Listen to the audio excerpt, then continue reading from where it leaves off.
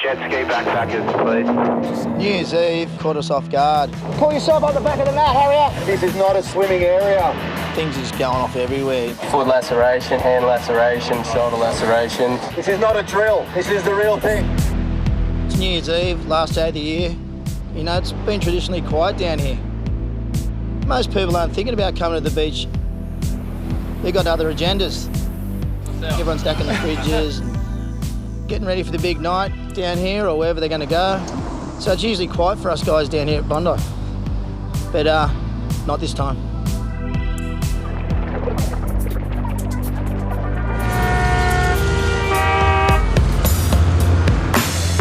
By lunchtime, we had a massive crowd of 30,000 plus. It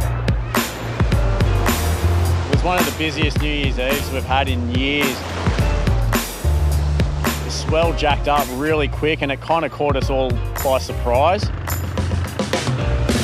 Bondi Central. I've got a few kooks right in front of the bergs. Might have to go for a paddle. Yeah, copy that, Chavo. Surfers have a lot of unique words. Kook's one of the ones that we use for beginner surfers. It's the ones that kind of get in your way and have been doing it for a while and they're arrogant and they're rude and they can't surf, but they think they can. Just keep coming this way. Here, the increase in swell is really the most dangerous thing that we can get. I think people mistake this beach for a little bit of a playground sometimes. When the swell's up, 6 foot, people don't seem to differentiate that from 2 foot and they can get smashed.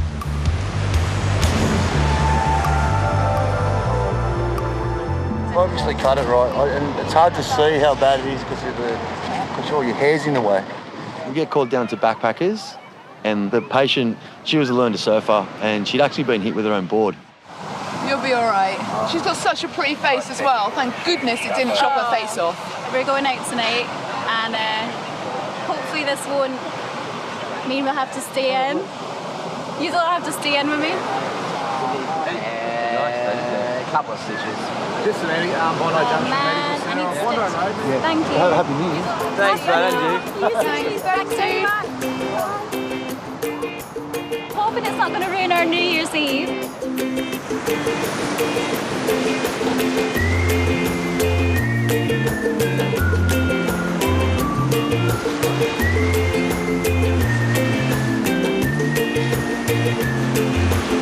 What are your thoughts putting the ski in the water? Yeah, for sure, especially if we get a few more bad surfers out off the back of the rocks too. The jet ski is just so versatile in big surf. It gets to places that us as lifeguards with buggies just can't get to in the water. When it's a busy day and it's hot, it literally does the work of 4 lifeguards. Guys, I've got a couple in south corner here that I'm going to have to pull in. Yeah, copy that, Reidy. Just over the last half hour, it's getting worse. It's starting to pull really badly off the middle set of flags, and our south corner was just a bit of a nightmare as well, so it's going to be a pretty busy hour, I reckon. Come on, mate. Get in there. Get out of this corner and get in. Go in. North Bondi is really dangerous. We've got people at the back of the flags waving. As a Bondi Central. Are you all right down there by yourself? Starting at a nasty pool in the middle of the flags down here at the back. Pull yourself up on the mat. Get up on the mat. I've just come back from lunch, straight into a snowstorm. North tower of jet ski. Back of the flags and north. You know, like sometimes things are just all too... You're fussy.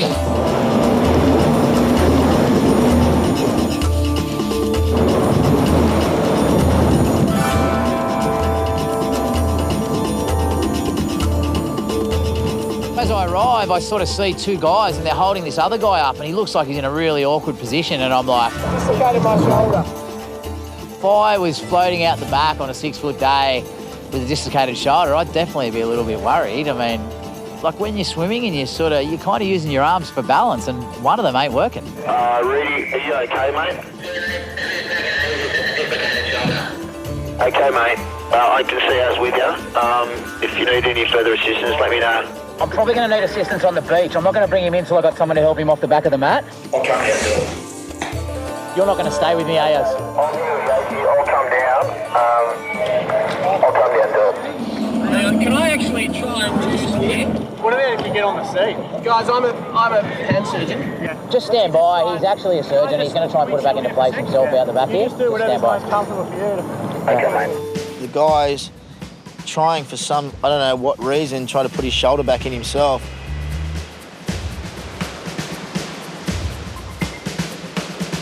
Yeah, I don't know. That's a bit gnarly if you ask me. You get it?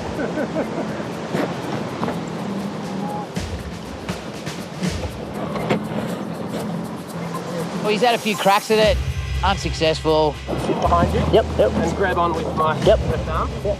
He got on the back with me and we just putted in. I took him in as gently as I could. Jet ski to Az, mate. I'm going to bring him in right in front of you. I don't know if you can hear me yet, but just right in front of you now. You can give him a hand off the back. Yeah, I'm watching this guy get brought in by the ski with a dislocated shoulder, and you know, I just couldn't even imagine the kind of pain he'd be in right now trying to hang on. Just hold on, buddy. The next thing that I was worried about was how we were going to get him off the ski. It's going to be hard, me trying to beach the ski and get him off at the same time, and there's waves coming, and it's all a bit, you know, he's got a dislocated shoulder, he's in a lot of pain. You all right? Yeah. No worries. I've seen big men covered in tattoos, bawling like babies with dislocated shoulders. This guy seemed to sort of, yeah, I don't know, he's either really tough or he'd done it before, because he didn't seem as concerned as I would have been. New Year's Eve, eh? Beach is packed, it's 6 foot. There's still 4 or 5 hours to go. Like, we're only halfway there. You know what I'm doing? I'm not worried about it. I'm getting these small pants on. It's like Freddie Fittler lacing up his game boots for the day for the Roosters. You know, I had to put my best pants on for the day. When I change my pants to the smaller size, it means it's on. It means I'm quite confident that we're going to have to do some shit this summer. When I get busy, you have to drop a couple of sizes so they don't come off.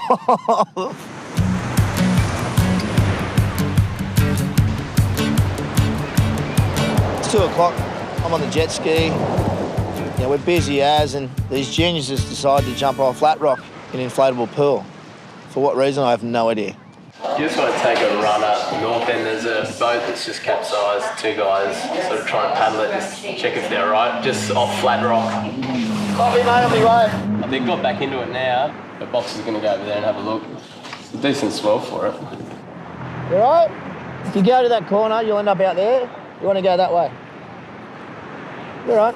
Box was on the jet ski. We got him to go and have a look just in case they couldn't get in, because they were out at Ben Buckler. And they'd waved him away and just said, oh, look, don't worry about us, we're fine, we're all good, you know, we'll get ourselves in. They're right in the impact zone nearly.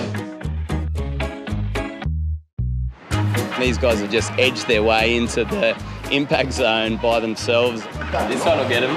Ah, they're gone. Oh, gone. Ah. These guys got absolutely pumped. It was funny. I love it. Hello, Bondi Lifeguards. He's just cut up, is he? Calls were coming in from everywhere regarding a guy who'd been injured at Flat Rock. Oh, how bad are they? Flat Rock's covered in barnacles. When the surf's 6 foot, Flat Rock is extremely dangerous and it's one of the last places you want to be. But when the sun's out, they always go there, every single time.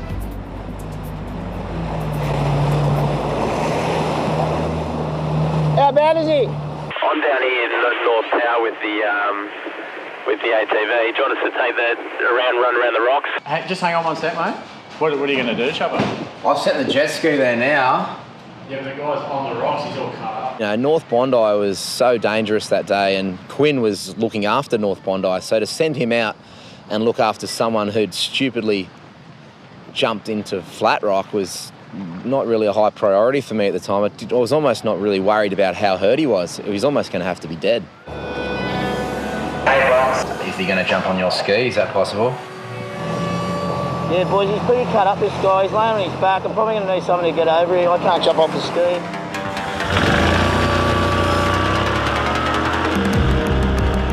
What else is going to happen today, mate? God. As well as being a lifeguard, I'm also a qualified paramedic. The paramedics helps me a lot on the beach. It's just at the top. First thing I saw was a trail of blood, and when I saw clumps of blood, I realised that it was, you know, he had a decent cut somewhere. How you going? Right. I'm all right. You all right? What's the worst pain? That? Did you hit your head at all? Do you know what date it is today? It's New Year's Eve. New Year's Eve. When there's big swell and sunny days, things just happen everywhere, and we're really stretched at the moment. Jet ski backpackers, please. Yeah, 3 in backpackers. We do a lot of training on the jet skis, and when the surf's big is when we use it more. Yeah, Boxy, in the backpackers right in front of the buggy, you got 3. Copy, mate. I'm just trying to make sure no one's in front of me. Yeah, good one, mate. So you got him? Got him. It's a big, powerful piece of equipment, so you've got to be very sensible with it. You don't take any of its power for granted. Hey. You right? I'll come back around. You got to think about your positioning of the ski. You know, you don't want a wave hitting you in mid-rescue. Whoa, look out. Get the on, get on. I'm only yelling because I'm trying to get in and out as quick as I can without injuring them or myself. Pull yourself on the back of the mat, hurry up. Hey, give me a hand. Give me a hand, pull yourself on. Pull yourself up.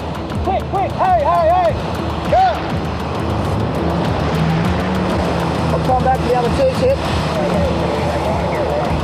Jump off, get off. All right? Walk that way, onto the sandbank, all right? Straight over there. To your left. North roving to central. Yeah, go ahead. Yeah, we're going to need an ambulance. He's going to need sutures and he's pretty busted up. 21-year-old male, foot laceration, hand laceration, shoulder laceration. Knee laceration. Okay, copy. Ambulance, please. All right. Jeez. So what's your name? Antoine. I'm Quinn. Nice to meet you. You too, buddy.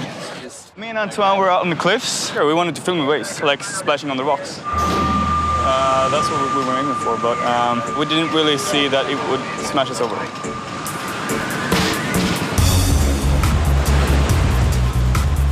It was a little bit stupid. We've got a gentleman who was on the rocks at North Bondi and he has lacerations all over his body. This is as good as you'd do it. You'd see something like this in a car accident. Keep going.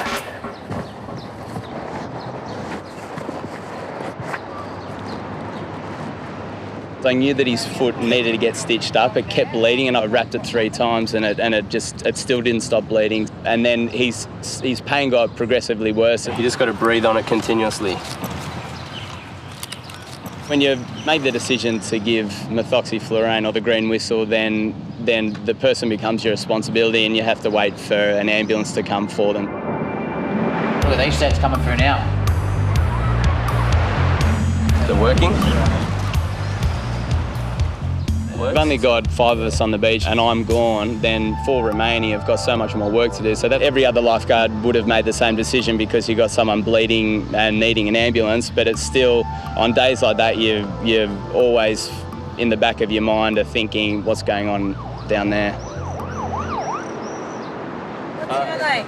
I'm Antoine. Antoine, where are you from? Sweden. That's lovely. My name is Deano and this is Naomi. By the time we got the ambulance there, it was 45 minutes, and that's 45 minutes of being off the beach.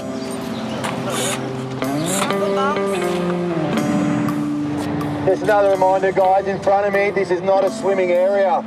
It's actually the worst place to swim on the whole beach. This is not a drill. This is the real thing. I'm in the tower watching backpackers, and sort of out of the corner of my eye, I could see this guy grab our board and start heading out in the south corner.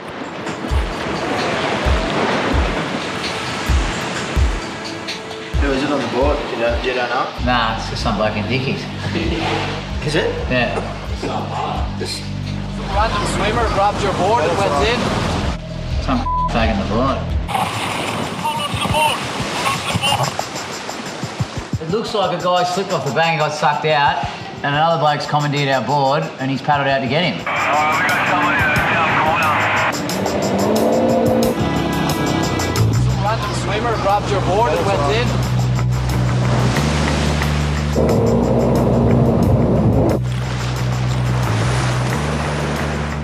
Yeah, we missed it. It's embarrassing. They were very close to the reef, and it was in a tough position for the jet ski to get in and come around.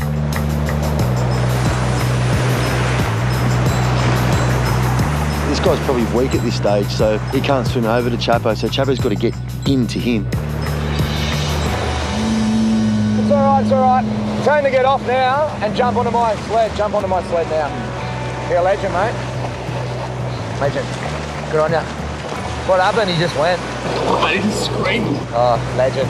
Attention everyone on the beach, down in please. You can see what happens. Are you okay? Please do not swim in this corner. I don't know, I just heard him screaming and I was talking to some mates and just grabbed the board and bang, went out. I just took a lot of water and then he got pretty bad asthma. Yeah, we needed a medic. He just took me out to the rocks. Just sit down. He just swallowed a whole heap of water, he said. Swallowed a lot of water. So we don't want to get in the lungs. I got asthma as well. Swallowed a fair bit of water. Why don't we just take him up to the tower? Bring him up. Copy A, bring him up. Well, when you're panicking and you pretty much think you're going to drown, you know, you're inhaling water. Secondary drownings, you know, of a case when you've swallowed too much water and you virtually just have water on the lungs and you need to go seek medical attention, you know, to get rid of that. Just turn left here.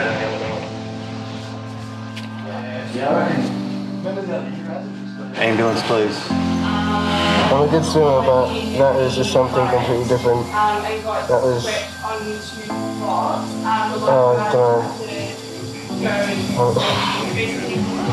Started already, mate. Hi. Welcome to Bondi. How are you hearing anything? Just started. In this case, I really feel the local guy saved this person's life. We obviously don't like members of the public grabbing our rescue boards or rescue equipment, but in this situation, totally different. You know, without this guy's help, the person may drown. Thank you. Happy New Year. See ya. Bye-bye.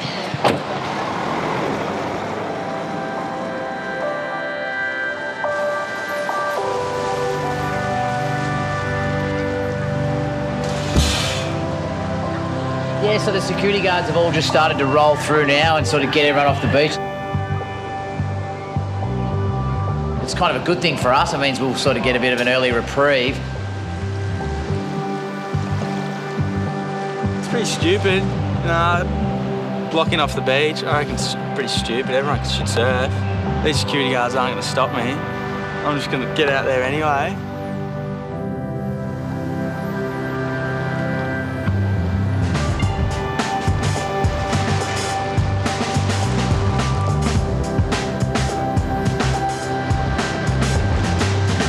Like Fort Knox down at Bondi today. I had to sneak through. I think being a lifeguard definitely has its perks. You know, last day of 2013, and what better way than to finish it off with one last wave. We had the beach to ourselves. We thought, let's do it. It's just nice to finish off with a mate, cool off, wash 2013 off me, and get ready for 2014. And then it's a wrap. That's a wrap. And that's a wrap, 2013. Coming up on Bondi Rescue. Lifeguards go head to head for the biggest wave of the season. He's just got the snaking of his life. Oh my God. Two scuba divers' crazy attempt to jump off rocks in huge surf. Go, go, go, go, go, go, go. So I'm picturing that they're going to be in a cave, dead. And trainees Glick and Ryan go for promotions as fully fledged lifeguards. Glick! It's Glick! By taking down the top dogs. Oh, hang on here. The trainees could have this. Watch out, old boys. The shadows grow longer and the backpackers head further north. Summer at Bondi is coming to an end. Never gets old, so beautiful. This summer, Bondi's world-renowned lifeguards have kept over 3 million visitors safe with no lives lost. Wouldn't you want to be anywhere else, would you? But no one is resting on their laurels. Today, Mother Nature has thrown lifeguards a new challenge. A southerly swell, generated deep in the Tasman Sea, has arrived at Bondi. Some solid bombs coming through. When I got here this morning, it's pretty much dead flat. And now it's probably 6 to 8 foot and growing. The way the beach is shaped, like a lot of surges coming through. Like, look, here's one like here. Rogue surges are waves with unusually powerful force. Everything's soaked. That's a surge. That's what we call a Sergio Mendes. In these conditions, most beachgoers head for the hills. Lifeguards, however, head for the northern point of Bondi, Ben Buckler. Every season we have a little competition to see who will get the biggest wave. Only the guys that know what they're doing are the ones that are out there. You know, if you're scared, you're going to get hurt.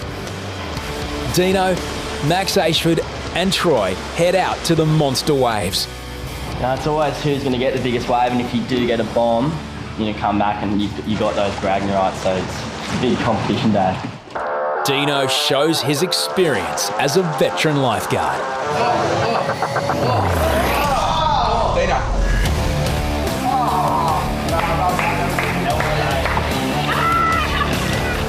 They're your mates and you want them to get the best and biggest waves and come out clean, but deep down you want them to get smoked. That's what friends are for, I guess. With the bar set high, Troy looks to better Deano's ride.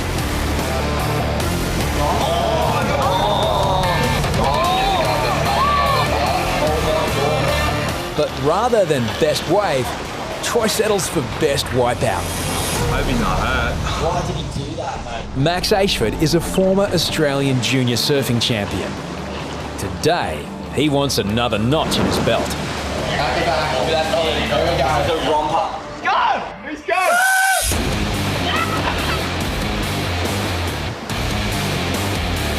No way. You pulled that. Oh my God. That could have been wave of the day. That could have been wave of the day.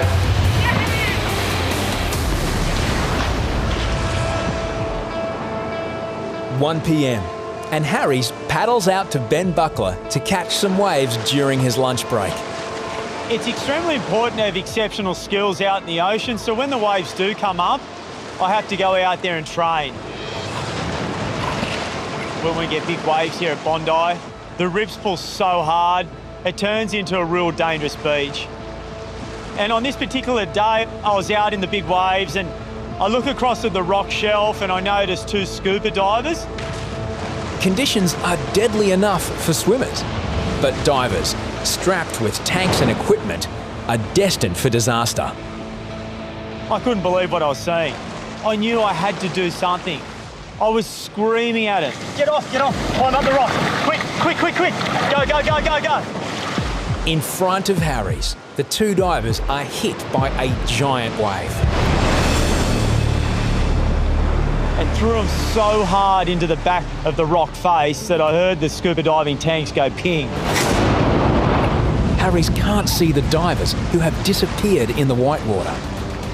Without a radio, he is unable to communicate the emergency back to the tower. I was screaming up at the rocky shelf above, call the lifeguards, call the police. I knew if we got a 000 call that it'd get back to the lifeguards too. Hello? Something's happened on the rocks. Harries has called someone to get the lifeguards down there. Not Bondi? Yeah, not Bondi on the rocks. Harries just found there's someone on the rocks. We had no idea what was going on. We didn't know if it was in the water, if it was on the land, if it was a resus, if someone had been rescued. We just had no idea what was going on. For Harries now, I can't see anything. Okay, was he hurt or was it sort of someone else, do you think? Hang on.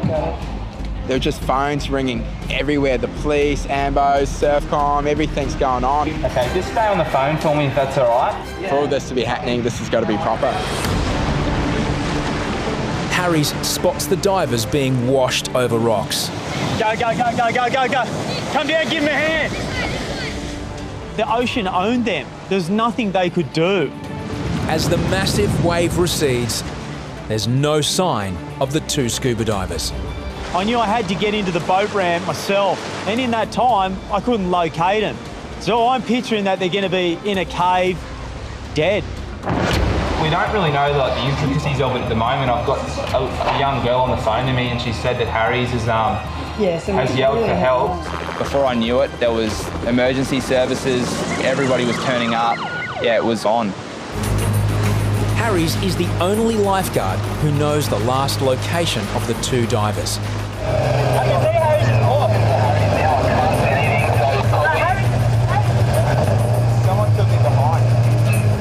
We could see a rescue board tucked up against the boat ramp. That's when I got in the buggy, got the defib in there, and I drove along the road and around the houses. Harrison heads to another access point. I saw 2 guys sitting there in wetsuits and dive tanks and 2 cops just interviewing them. After trying their luck entering the surf on one of the biggest days of the season, the 2 divers are lucky to be alive. What are you doing scuba diving today? Just checking it out, man. My eyes were just going from them to the 10-foot surf and rocks, back to them, then back to the 10-foot surf and rocks, and my brain just couldn't piece it together what I was actually seeing.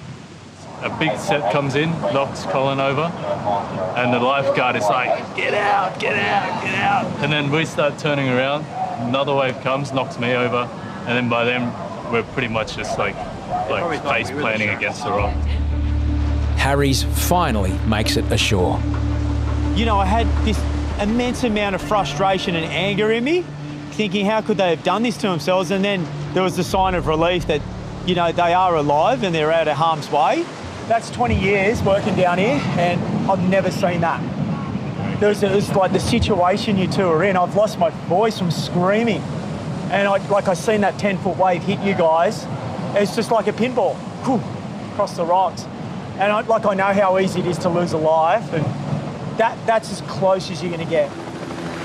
The incident has cost emergency services thousands of dollars. I can't even begin to comprehend what they were thinking. Let alone if those guys got in the water, they wouldn't have come out alive. There's so much water moving, you wouldn't even be able to see your hand in front of your face, let alone being able to see Dory or Nemo or... What's Nemo's Bruce.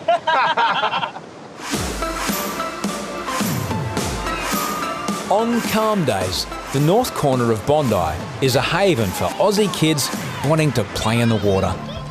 The north corner is regarded as the safest place at Bondi. Today is not one of those days.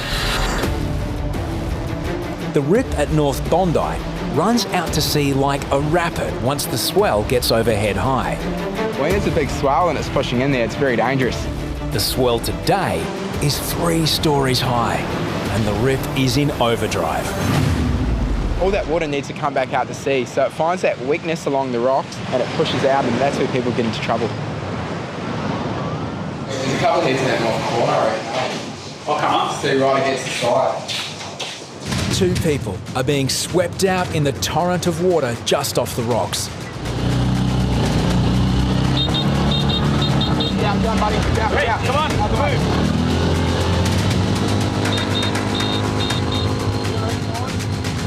Compare it to grand final day for a lifeguard. You know, you do the training during the week, try and keep fit, you go for paddles. Then when that swell comes, you have to do a rescue, you kind of have to put all that training into practice. Yeah, you'll have to go out.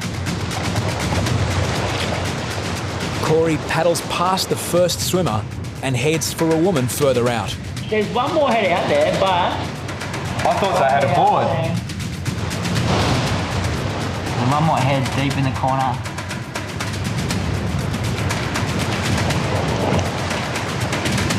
As Corey approaches the swimmer, he gets a surprising response.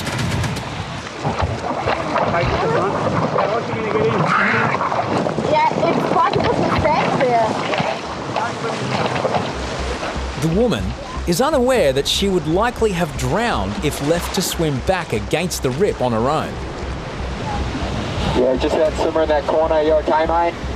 Nearby, the other swimmer is running out of time as he's dragged out to the huge waves at Ben Buckler Point. Boys, I think I'm out here as well. He's obviously seeing something that where's gone? There was so much water moving, and even though I had flippers on, there was no power against that rip. It was just charging out. Oh, Corey nailed it. He nailed that one, all the way. Passing Corey on the way out, he looks knackered. Harrison gets to the second swimmer.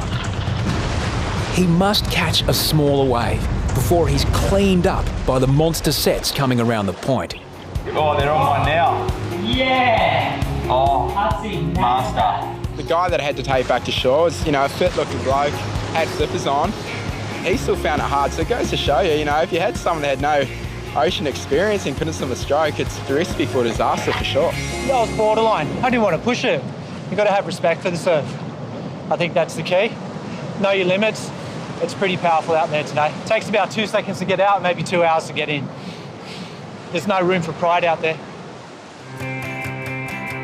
As summer fades into autumn, Bondi's crowds drop down a gear. But it's not just the beach which is experiencing change. Second-year trainee Glick is about to find out if he will be promoted to a fully fledged lifeguard position. Yeah, it's definitely not a given going from a trainee to a full-time lifeguard. There's a lot of pressure, and it's exciting though because I'm giving it my all and just trying my very best to secure that spot as a lifeguard. Yeah, I forget that Glick's a trainee, definitely. He's that good. There's a few things he does need to focus on, and that's getting out in bigger swell to get used to the bigger waves. And also he needs to work on sharks, I think. He's a little bit nervous about the shark. Yeah. He needs to overcome that fear. It's something that doesn't happen often, but you don't want that in the back of your head. Bondi's other trainee, 19-year-old Ryan, has shown the form expected of a first-year rookie. Right back to shore, everyone. No one wants to listen to me on the PA. However, throughout the season, Ryan proved he's a quick learner. Yeah, there's only swimmers out here, guys. We just did a rescue of 2 people. The beach is closed. I love it. The power of the megaphone. And loud too. I think I've learned that, also using the megaphone and all that is definitely something I've greatly improved on. Both trainees want to graduate to fully fledged lifeguard positions. They've been assessed on their performance all season. But today, they're about to get a special chance to impress the bosses. So every year we host a lifeguard challenge. The boys started it probably 25 years ago and it's still going strong today. So I'm setting up the course. We've got our teams race. I've teamed the slow guys up with the fast guys. And I reckon it's going to make a really exciting race. Each team is comprised of 2 people. The rules are simple. Both team members each do a swim leg and a board leg. They take it in turns, like a relay. The team that completes the course first wins. Yeah, as soon as it was ready, set, go, everyone put their game faces on and it was on. 3, 2, 1, go! Boys are off and racing. Deano in front. Ryan and Glick, the 2 grommets. Yeah, that's not a bad team, eh? For Bondi's trainees, there's no better way of proving themselves than by beating the big guns in the lifeguard challenge. The best way to impress myself to Hoppo, the boss, is to do my absolute very best and cement my place into the lifeguard service. I tell you what, the pace on that race was so fast. Like, these guys wanted it more than anything else. The first leg, we went around the cans, and as we're coming in, everyone was trying to just get as far in, because if something comes, you want to be on it. Many of the lifeguards are former Ironmen, champion swimmers and ex-pro surfers. The trainees have little chance against these veterans. But someone forgot to tell Glick. Glick got a wave straight away on the board and everyone's going, where did he come from? It's Glick! Glick! It's No Glick! way! The No trainee! way! The trainees just come through on a wave. Go Glick! But here they come. At the end of the board leg, I was very surprised that we were out in front. It was kind of like, oh, hang on here. The trainees could have this. Watch out, old boys. Glick's teammate, fellow trainee Ryan, has the chance to cause the biggest upset of the season. If the trainees, Ryan and Glick, win this, it'll be pretty much unbelievable because they'll be beating some big names, especially Ryan. He's fresh as, so I'd like to see him win. I did have a couple of looks back as I was swimming, and I saw that the guys were slowly catching me, and I was worried about him getting a wave. And then I think Maxi and Azza actually got a wave, and Azza landed on top of me. Oh, no way.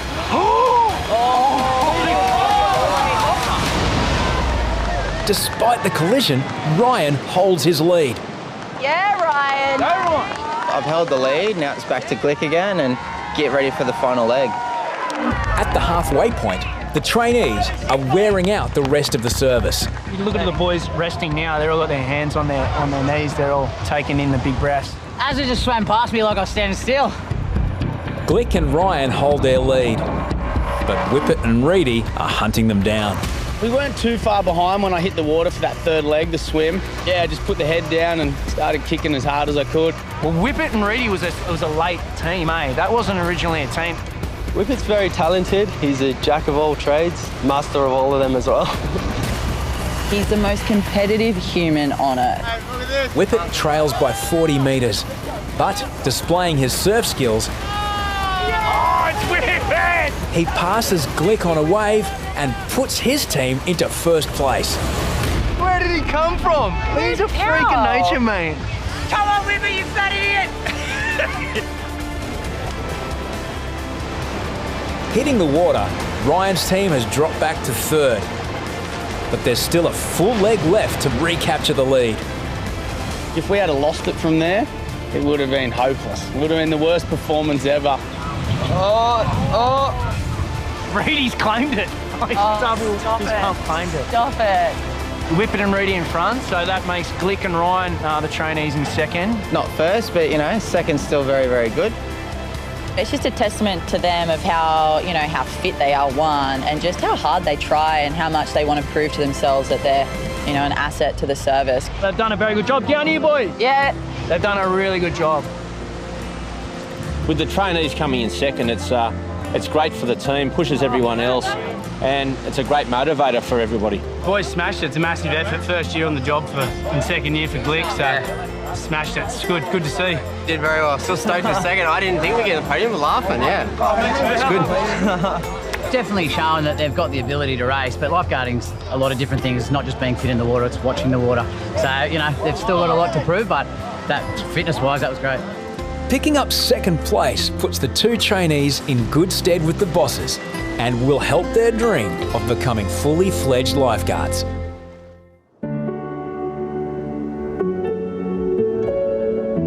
Majority of the service are from the eastern suburbs, which is pretty much from Aruba to Bondi.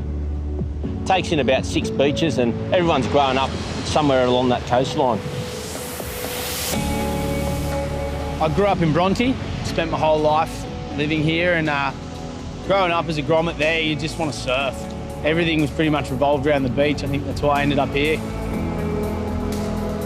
I guess we were already all protecting the beach before we got here, so it's almost intrinsically built into us to be saving lives. I don't think we could really do anything else. The water is a lot to me. The water's kept me out of a lot of trouble, and if I ever have problems or worries, the first thing I do is go to the ocean, and it just clears everything. You know, when I think of a team, it's something I'm proud of. The guys have been around for a long time, especially Kerbox, Harries, Deano, Azza. They've all been here, 15, 20 years plus, and they're the backbone of the service, and the young guys look up to them.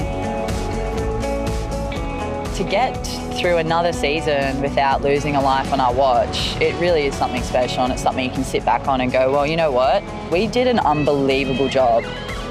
And we do an unbelievable job. If we weren't here, so many people would die, and that is just how it is. Over the last 20 years, the service has changed a lot. It was a job you did before you went and got a real job. It's really progressed into a really good professional lifeguard service.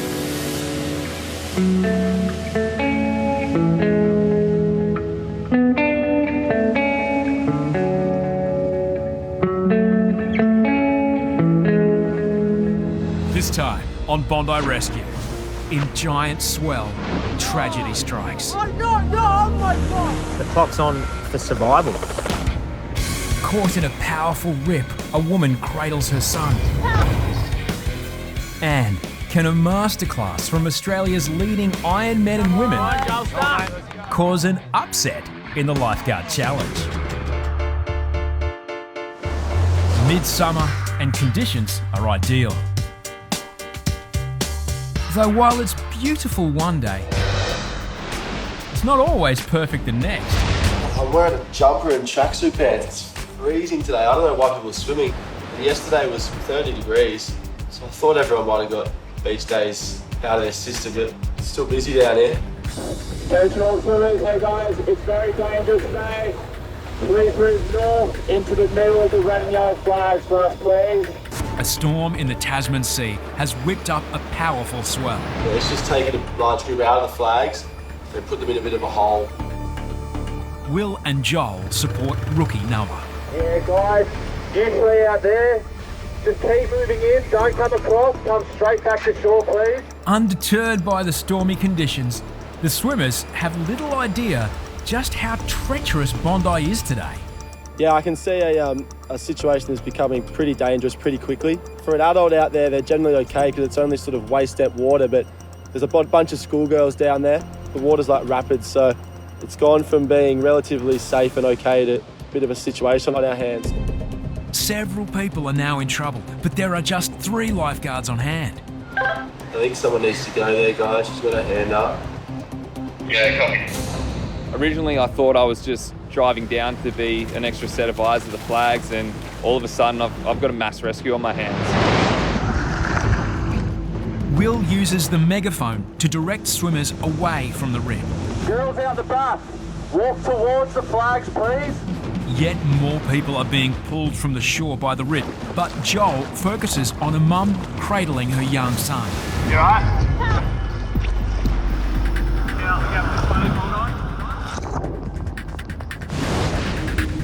He's managed to get the mother and her son on board who are frantically panicking. You can tell they just want to get in there, but he's had to then keep them on the board and try and get the 2 others who are in distress. Go out for that one out the back. Just go. As Noah backs up,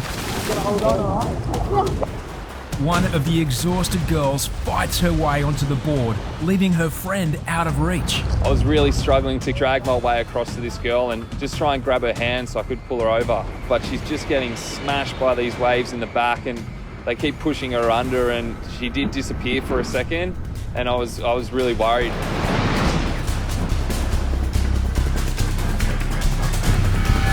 It was such a relief, get a visual on the patient. Finally, Joel has everyone on his board.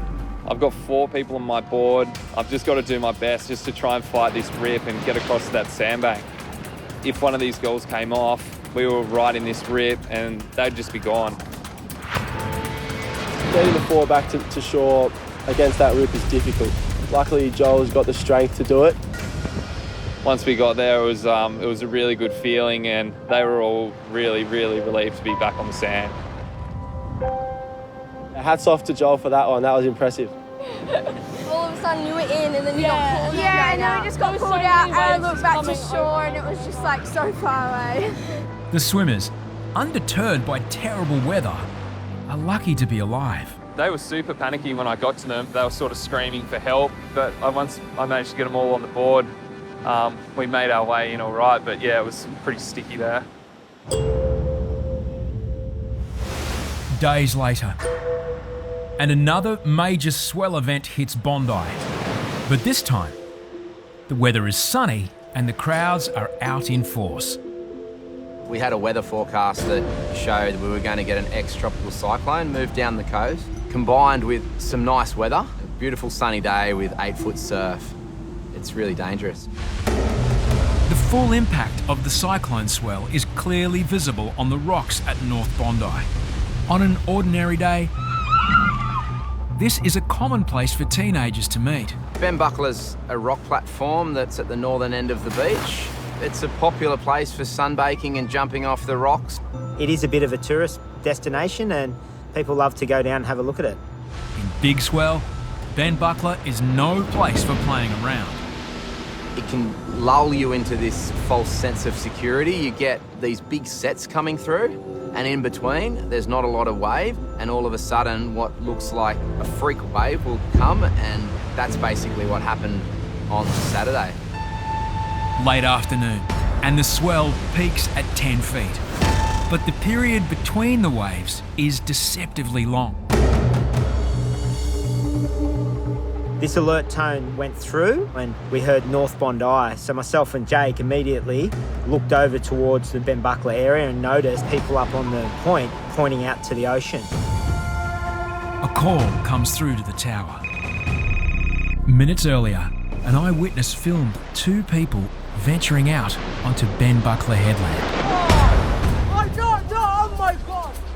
Got a call on the phone saying that there was an unconscious patient in the water off the back of Ben Buckler. So myself and Beardy launched a ski. Went to the boat ramp and I immediately saw a lady who had cuts all over her legs. And so I just went straight up to them and started asking questions. And that was the lady who had been knocked over and was missing her husband. We knew we were in for a difficult task. You know, the ocean was aggressive. The rocks make it even more of an unfriendly environment, and we knew that timing was pretty critical. The clock's on for survival. The lifeguards are desperate for information about the missing man. But his wife is Russian and doesn't speak English. As it happened, somebody spoke Russian, so I had an interpreter. I basically asked her, can you show me where you went swimming, or can you show me where you were? As we went to start walking to go and pinpoint this area, a body just washed up on flat rock right in front of my eyes. My initial reaction was, oh my God, there's a body right in front of us all. I've got to go and get it, and I'm by myself.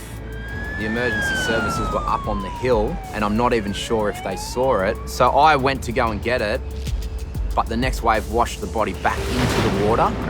The risk of brain damage becomes more likely after approximately 5 minutes without oxygen.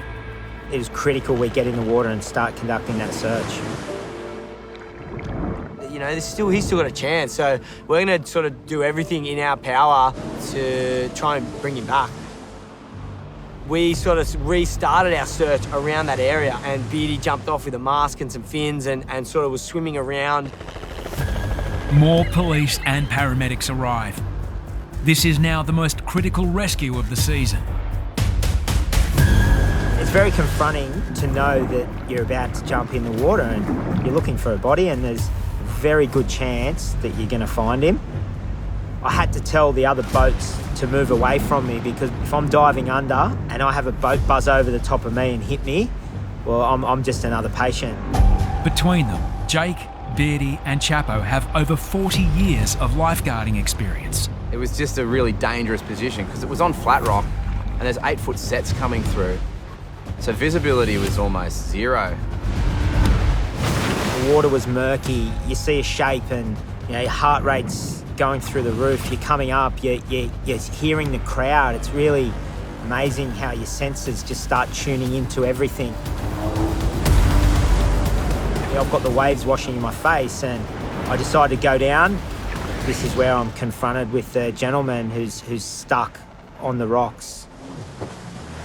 I try and grab him, but I can't seem to free him. I have to yell out to Chapo, you need to give me a hand, I can't grab him. Me and Chapo are able to free the gentleman. And there's a lot of current pulling against us, and there's so many things that are working against you.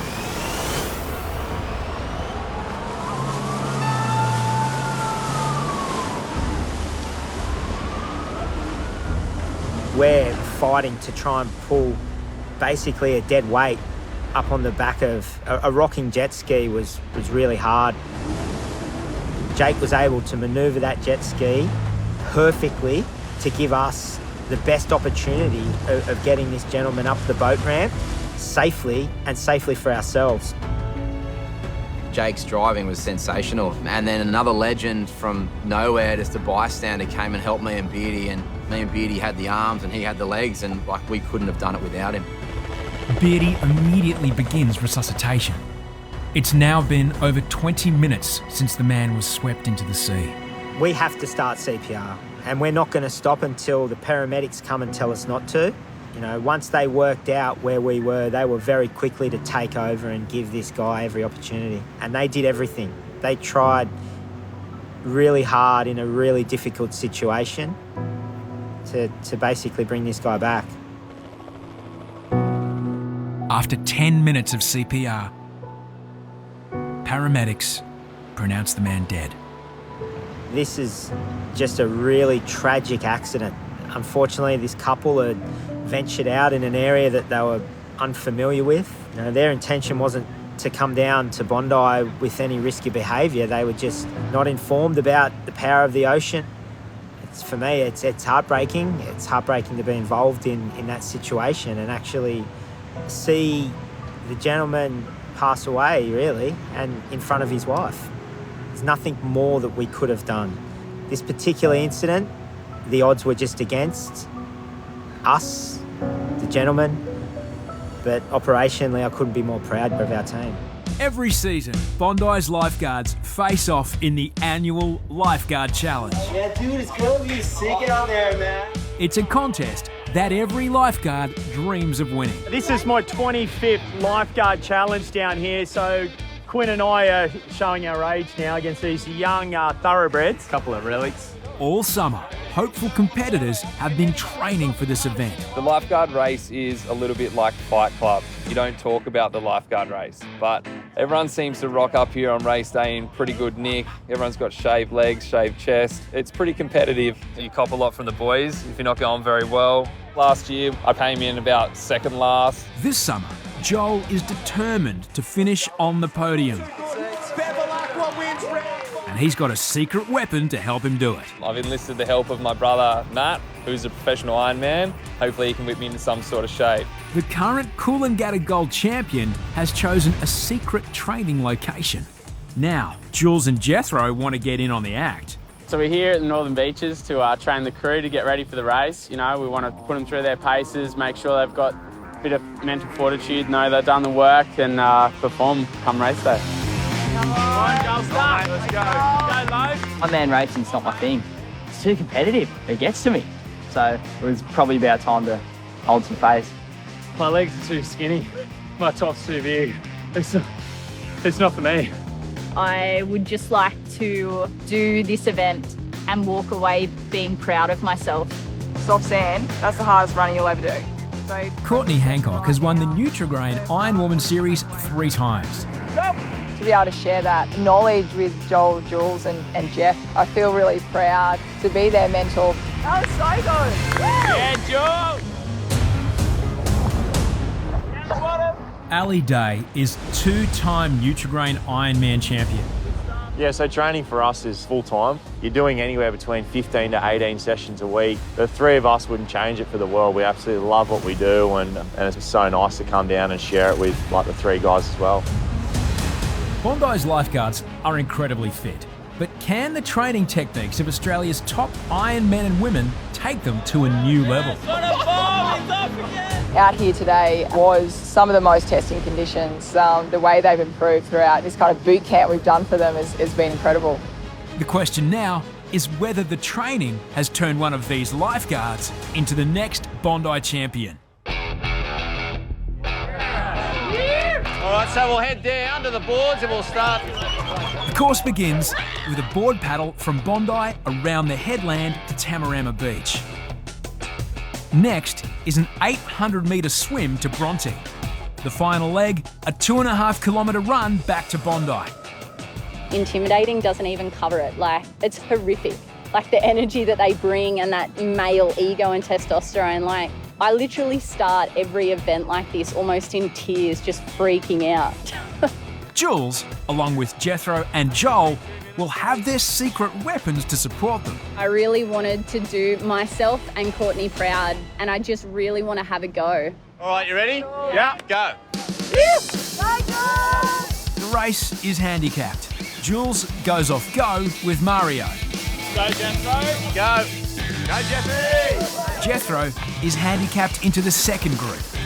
Spin the wheels. Push, Chapo.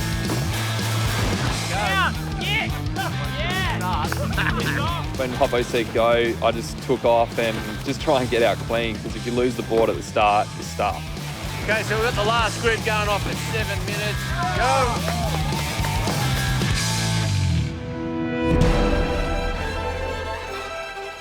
A mix of strength, courage and determination, the race is also about finding the perfect pace. I put it in on the board, but I thought it might have gone a bit hard because I went past Jules in the bay and I was sort of closing in on Muzzer. Yeah, the Muzz! My arms, mate, my traps all getting that sore, and I just knew I had this swim coming up. Looking nice, big training. Now, so you got an update, mate?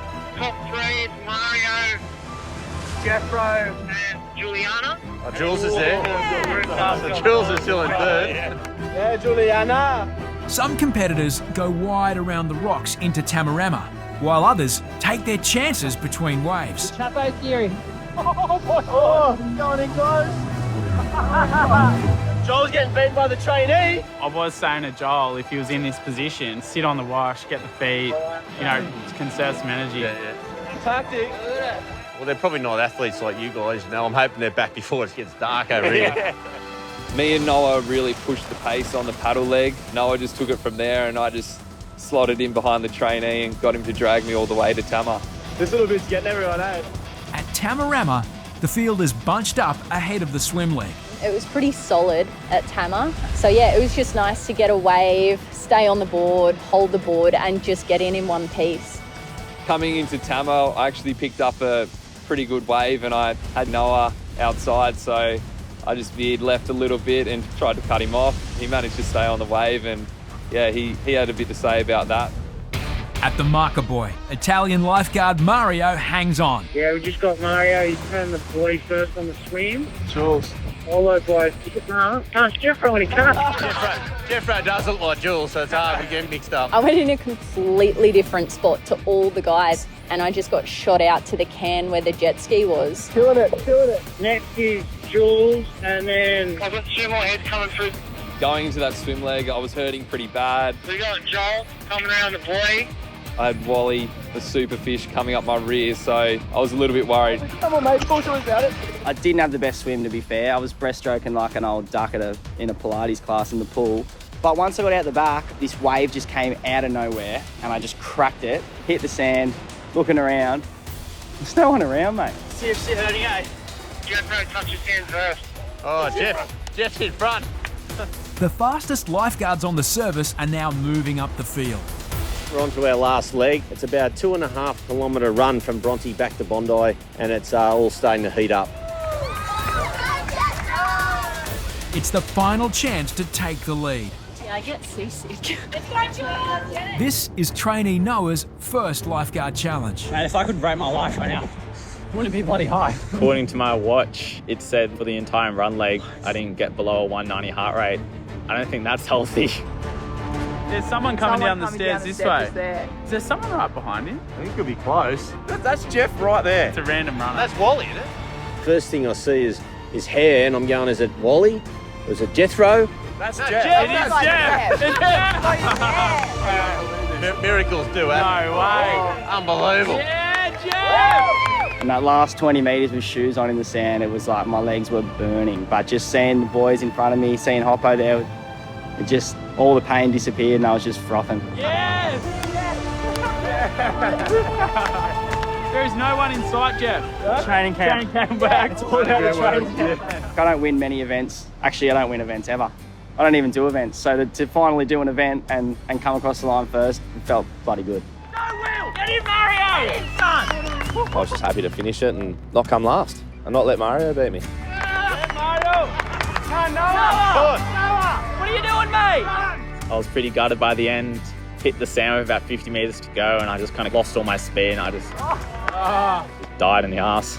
In the previous year, Joel came second last. This year, he's in the top of the field. Keep going! Yeah, Jolie! It was a good feeling, but at the same time, I was pretty out of it, to be honest. A lot of people said that I was looking pretty grey in the face, and I actually had a sneaky little spew as well.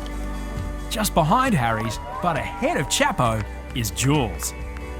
The training hugely paid off. I felt like I was in a team and I was doing it for both of us, so it was really cool. Thank you so much. I'm so pumped for you. Oh, mate, I'm so okay. Mate, I'm so proud. He's just done so well today. That was red hot. I did not expect the racing to be that hard. The fast guys went off a minute behind me and they didn't catch me, so I don't know. Hopefully I've earned a little bit of respect. Absolutely. Still going to cop a bit of shit. How good were you out there? I mean, like straight from the start, smart, just went around the wave and then took the best line, so all the boys followed you. It was just so good to see. First across the line was Jeff.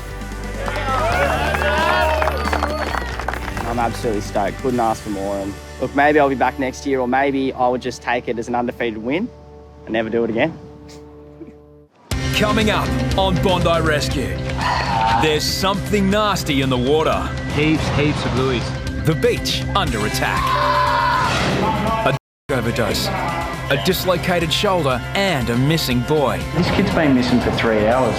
Lifeguards are thrown into the perfect storm. She's breathing, she's unconscious, she's got a pulse. The first thing you think is, could something have been missed? Hello, guys. And a visit from the world's most remarkable surfer. That was pretty incredible when you think about someone who's completely blind out in the ocean catching waves. Just minutes from the centre of Australia's biggest city, Bondi Beach. It's a place where people can wash away their worries and get back in touch with the natural world. But nature can throw up some nasty surprises. Mate, just heaps of buoys. Portuguese man-o-war jellyfish, commonly known as blue bottles, are blown onto the coast by onshore winds. Yeah, it's all over the shoreline and in the water apparently. Deadly to small fish and excruciatingly painful to humans, blue bottles have rightly earned the label floating terror. Probably the most I've ever seen down here, and they're causing havoc with all the beachgoers. But obviously everyone reacts differently to pain, and I have been stung before, so I sympathise for some people because I know that some are stronger than others, but in saying that, there's some people that are full-on pansies. Look at you. You're a tough little dude. There is no anti-venom for blue bottle toxin. Lifeguards recommend ice, but the only real cure is time. You're just gonna have to ride it out. 1 hour. It was like the worst pain that I have in my life. Definitely like. Blue bottles and rips are double trouble for lifeguards. The outward flowing water of a rip draws in swarms of surrounding blue bottles. So not only are swimmers dragged out to sea, they're also stung in the process. When blue bottles are around, lifeguards are also at risk of being stung. Yeah, these two swimmers down in front, come back to shore, head over this way. Yeah, central to Rhino, you have to go in. There is one up the back here. The guy's a pretty bad swimmer. Someone was holding him up briefly just before I got there. Our old mate was like proper panicking. I get to him and there's a little wave coming and I just saw this blue bottle right there and I was like, oh. As the wave came over us, it lifted the blue bottle and it landed on his face. So I'm just ripping it off, but it got stuck like that real sticky blue bottle. Luke has no choice but to be stung himself as he pulls the web of tentacles off the man's face. And I'm trying to get it off him because I know what it's like to be stung, and it's you just want to get it straight off. And he was just losing it. He couldn't lay on the board. He's wearing tracksuit pants. He's just like just a disaster. Nairuz from Singapore is on holidays with his wife. The pain of the initial sting is bad, but it's later that the real agony sets in. I'm spotting. I'll give you some more. Yeah. Put that on there. Yeah. You'll be fine. Intense pain for half an hour. His lip was welted up. He had like a whip mark all the way around his torso, and he was in serious pain. Is it possible to pain my wife? Your wife's coming up now, mate.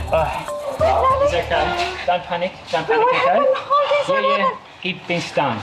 So just relax. It's okay. He's going to be fine. I don't want to be... 20 minutes. 20 minutes. Must be rushing to hospital. No. He's fine.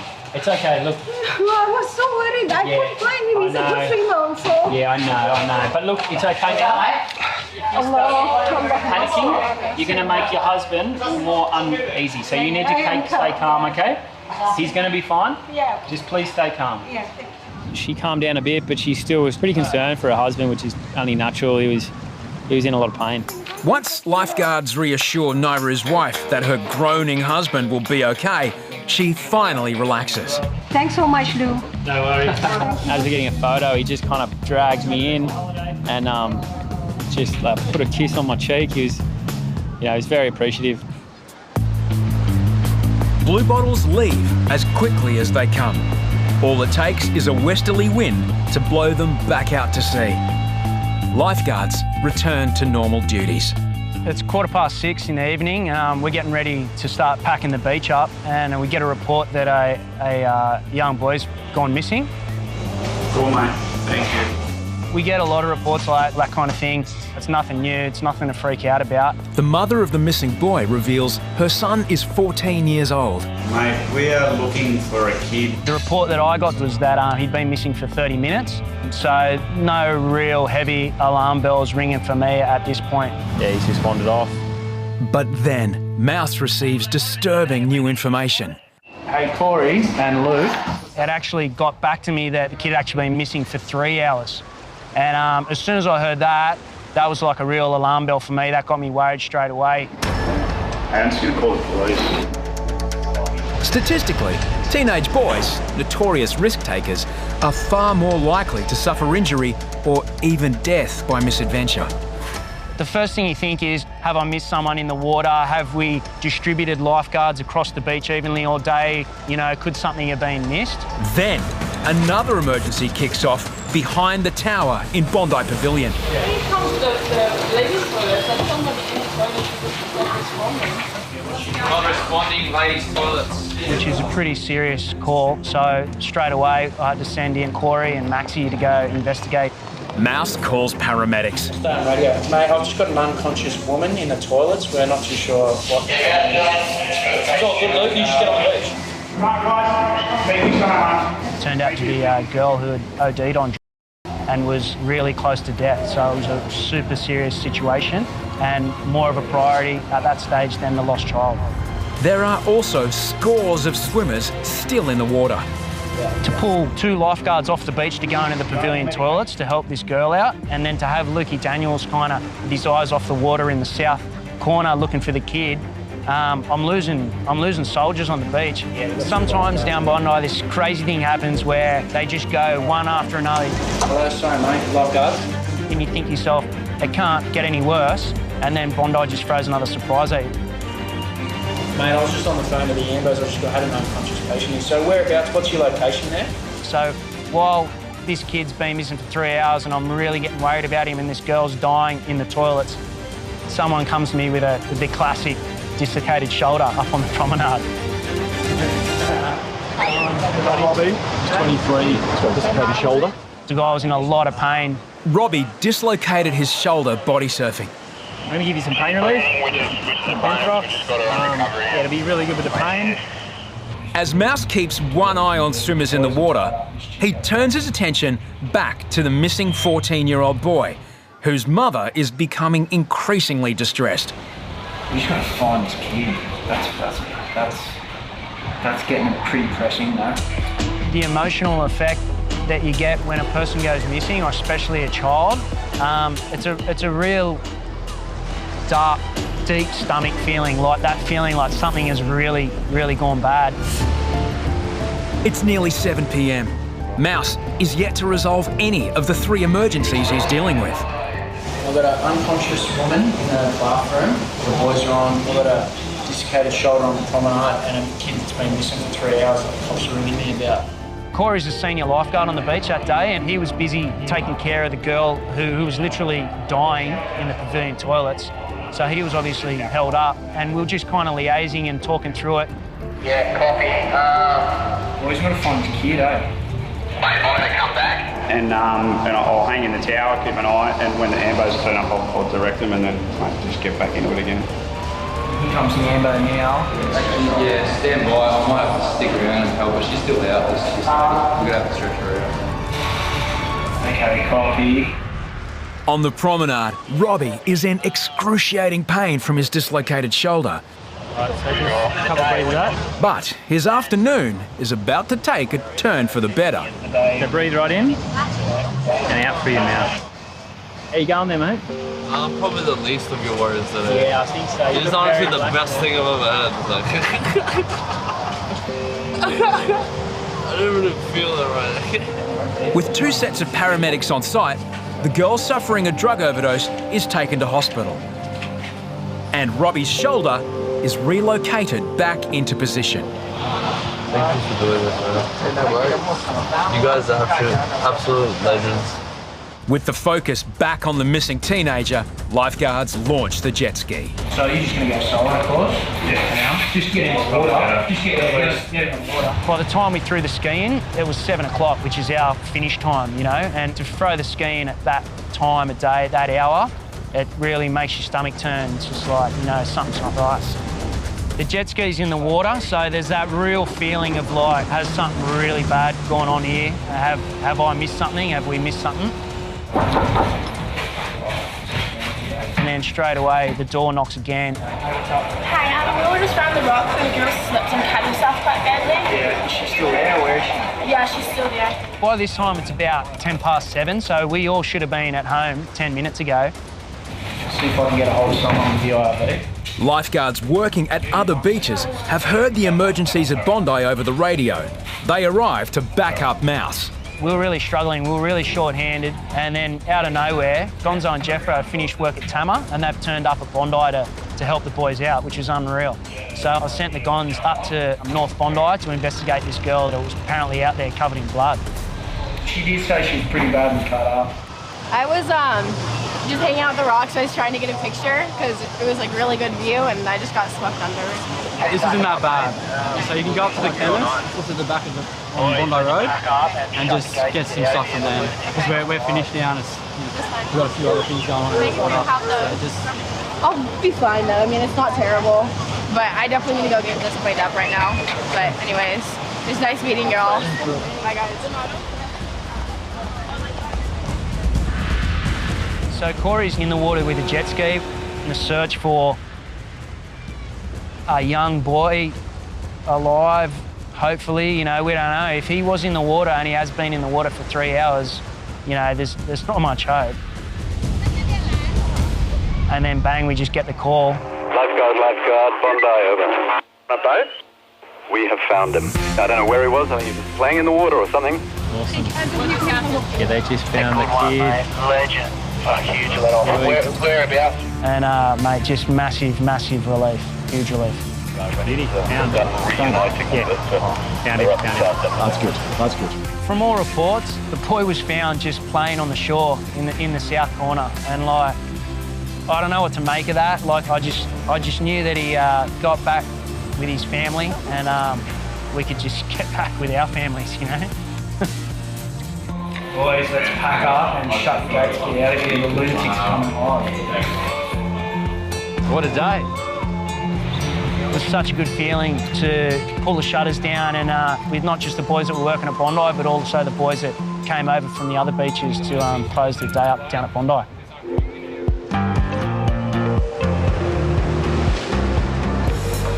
Rescue boards are built to carry 2 people, but they also need to be light enough for 1 lifeguard to handle alone. Lifeguards can run into serious difficulties when people they're rescuing are not exactly light. Guys, come straight back. Oi, come straight back. We spotted 2 guys just slip off the bank and into a rip and could not swim a single stroke. He was the worst swimmer I've ever seen in my life though, and I knew he didn't have long. Quinn's got 2 drowning swimmers, 1 lifeguard. Fortunately, a surfer arrives to back up.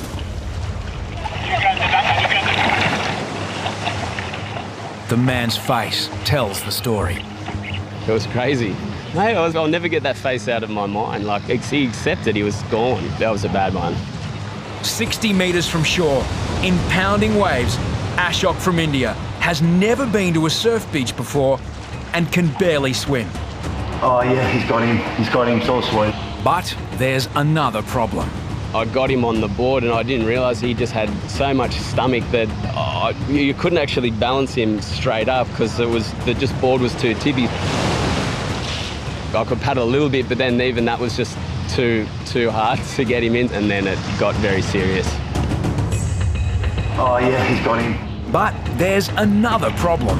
I got him on the board and I didn't realise he just had so much stomach that you couldn't actually balance him straight up because the board was too tippy.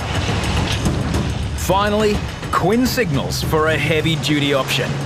It was so hard to handle. I just called Mario on the ski and got him to come over and thought it would be easier to get him in on that. Give it to me, Quino. But getting Ashok on the jet ski rescue mat also proves a challenge.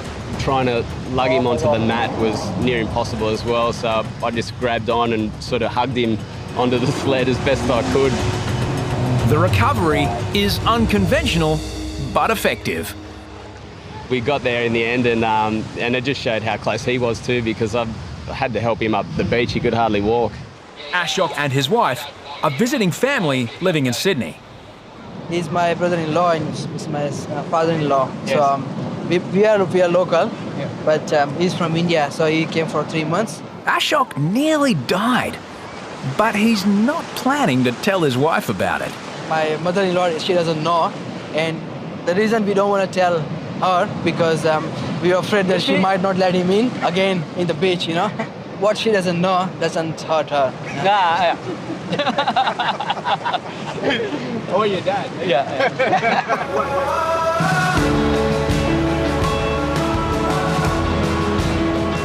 Most of Bondi's lifeguards are committed surfers.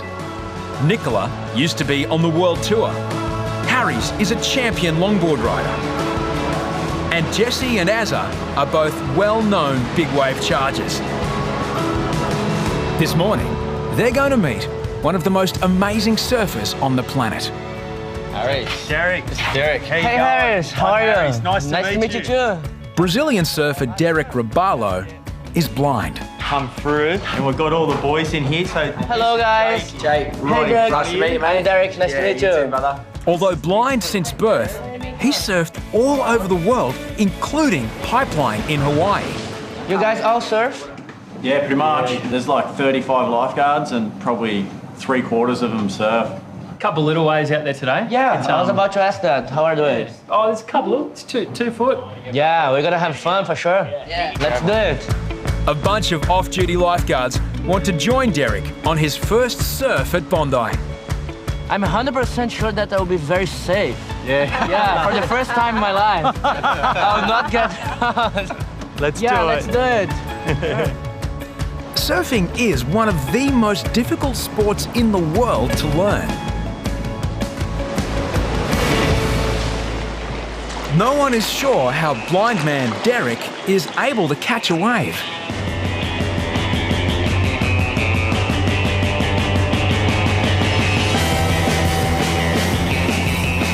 He was trying to explain to me how he can feel the water draining back and, you know, sort of he can feel the speed of the wave almost, and then also, you know, obviously he can hear it as well.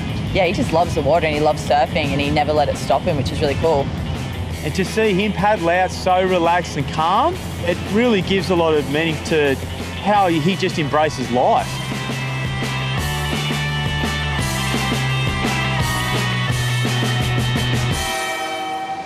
I love it. They're all yeah, that's really nice. That's unreal, brother. Sure. Good work. Show your hand. Thank you. Yeah, fun? Nice. Sure, I did. Water's nice, huh? Yeah, the water is nice and warm and the weather's perfect. Yeah. No blue bottles. Yeah, I give you credit. I tried to close my eyes and catch a wave, and mate, I've got a new respect for you, mate. Oh, Derek, it was lovely to meet you. Yeah, lovely to meet you too. Lovely to catch a wave. Sure. Thanks, Derek. That was really good.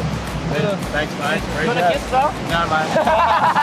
Thanks, Derek. You came so close. I really enjoyed catching that wave with you, man. Means a That's lot. so good, yeah. We gotta do that again, for sure. Next time we'll tow in. I just started working at bottom of this weird floating object. Maxi's making contact with it now. Is it a light plane? Is it a UFO? This job, it's coming to an end. I want to leave a good impression in the boss's mind. Looked up and I couldn't believe it. There's a car on the beach. I'm thinking, hey, this is big. You're right, it's all right, it's all right. Just stay in the car, it's all right. Just try and relax. 16 years, mate, I've never seen anything like it.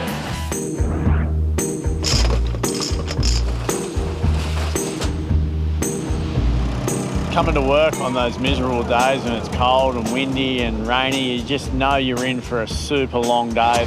The hours just drag on forever. At 6 a.m, the shutters have gone up. The boys have had their breakfast and they're huddled in. On rainy days, there has been some weird and wonderful events. We had a guy buy a $2 boat and go out in bad weather. Brand new boat, I'm going to take it out. Yeah. We had Reidy swim out in the southern corner in bad weather and the lifeguards thought it was a full rescue. We've had a guy hit by lightning. Even on the rainy days down at Bondi, you still got to expect the unexpected. I just started work at, I think it was Maxi spotted this weird floating object at maybe 6:30 in the morning. On the camera, it's moved so much just since I've been here. We can't really figure out what the thing is. The boys are just trying to figure it out now. It's just this big floating thing. There's so much speculation. Is it a light plane that went down? Is it a UFO? It's just extremely important that we get out there. At this stage, we haven't identified what it is, so it is a UFO, unidentified floating object. It's a bit different to the UFOs in Nevada. We're not looking for Martians, we're looking for people, we're looking for survivors.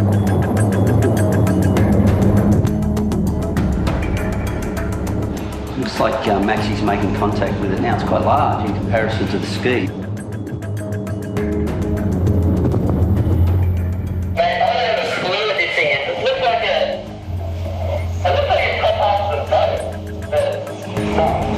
Canopy of a boat.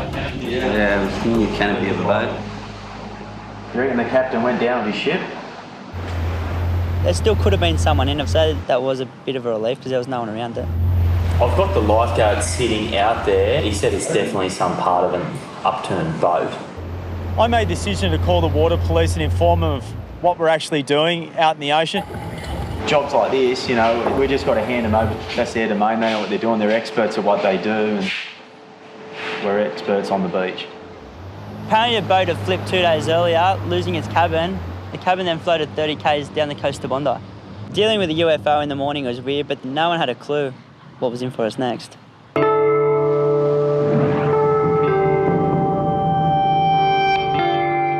It wasn't a real typical summer Bondi day. It was overcast and rainy, and I thought I was back in Christchurch. We're all trapped inside the tower. Max Ashford was searching the internet. Bacon was working out where he was going to get his next training session, and Harrison was watching the water. Looked up the beach and I see this strange object. Is that a car on the beach? We were just like, what are you talking about? What is that? Harrison's saying there's a car on the beach. It's like saying there's a bear in a cinema. There's a car on the beach. What do we do? Oh my God. It kind of took us a few seconds to get it through our heads.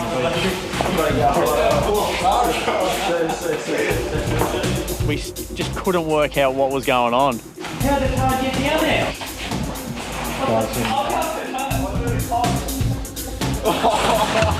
My initial thoughts within the first second were young guys have gotten drunk and taken a car. One of their favourite jokes is they roll car tyres down the hill. They've gone through the barricade, down the hill.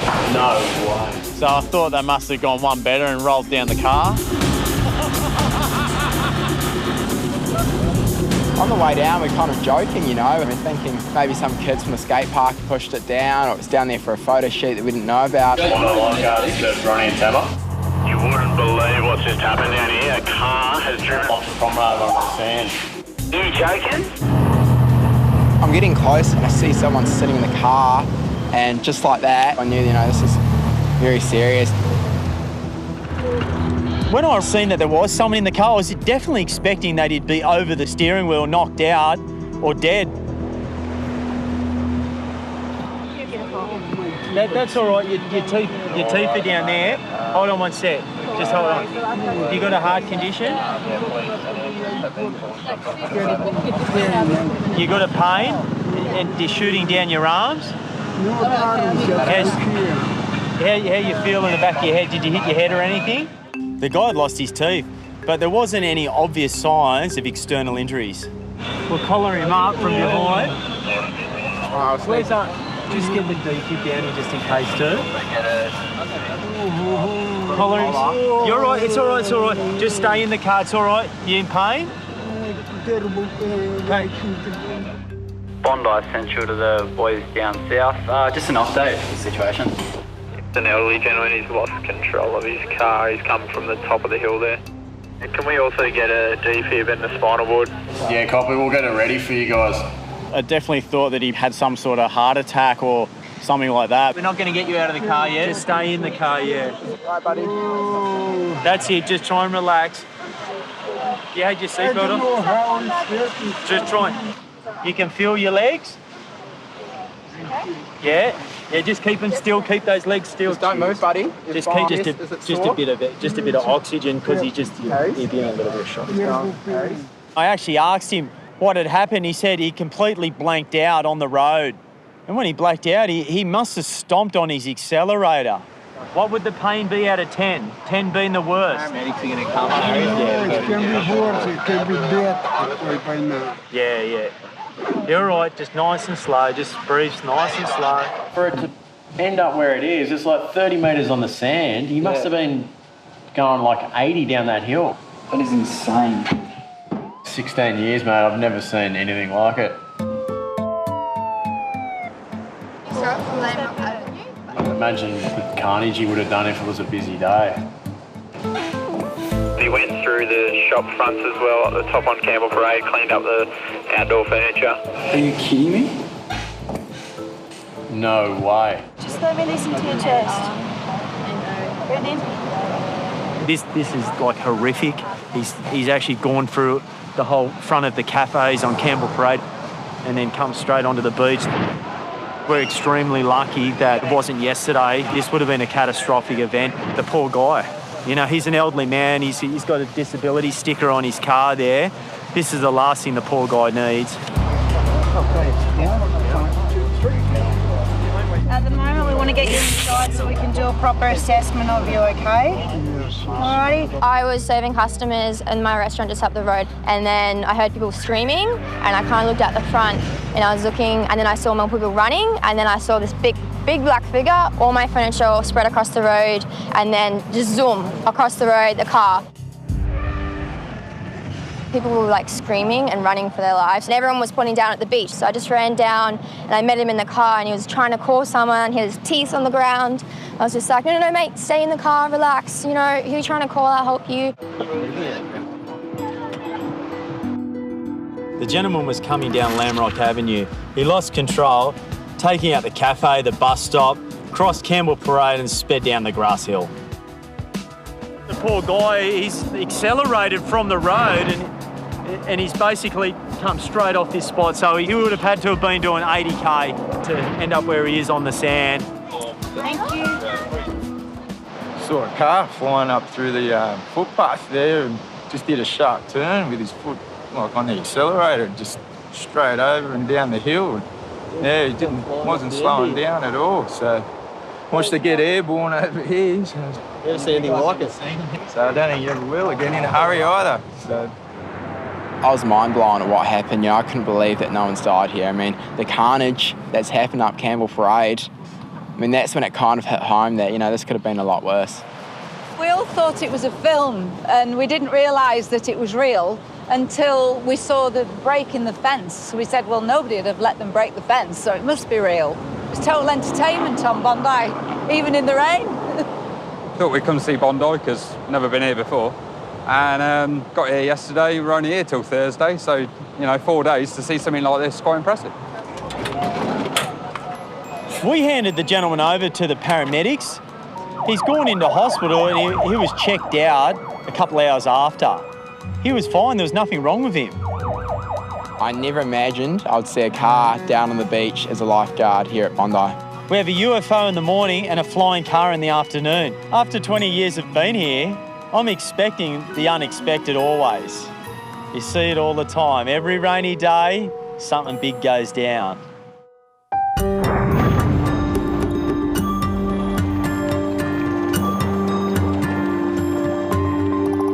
Every year we generally take on a new trainee. They come on for about 2 years and then look to be a full-time lifeguard.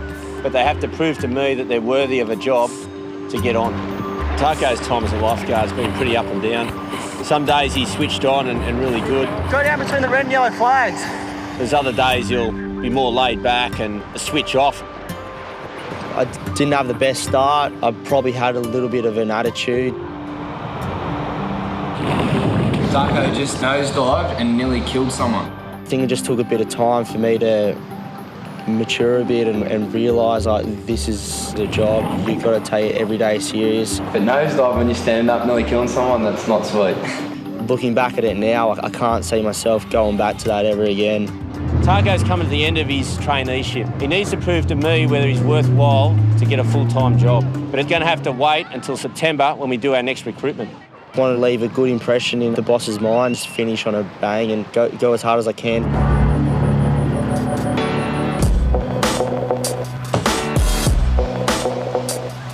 It's a sunny day at Backpackers. Me and Chapo were just watching these two Irishmen kick a soccer ball around the rip.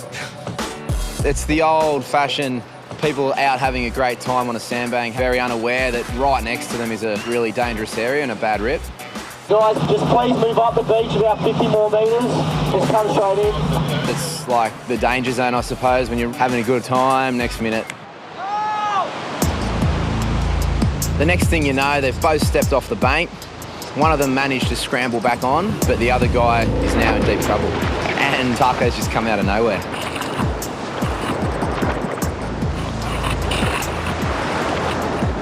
Hey, matey, come straight in for us, thanks. Your friend's going to be all right. That's a big decision for me. Is he going to be ready to be a full-time lifeguard in the future? We can't afford someone to be here and not be switched on, because if you miss something, it could cost someone their life.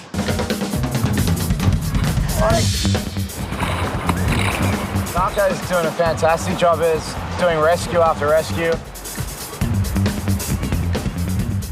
It's his opportunity to prove to the boss. Done 11 in total, Tug? Yeah. I've been counting. I sat down with him. He actually said that he's going to give it a real good go and put a hell of a lot of effort in, and it's great to see he has. He's taken it the right way. He's taken the positive criticism and moved forward with it. Taco's been doing really well. He's really keen to get out on the jet ski, and he had a lot to concentrate on. There was swimmers everywhere, and a wave's just kind of caught him by surprise.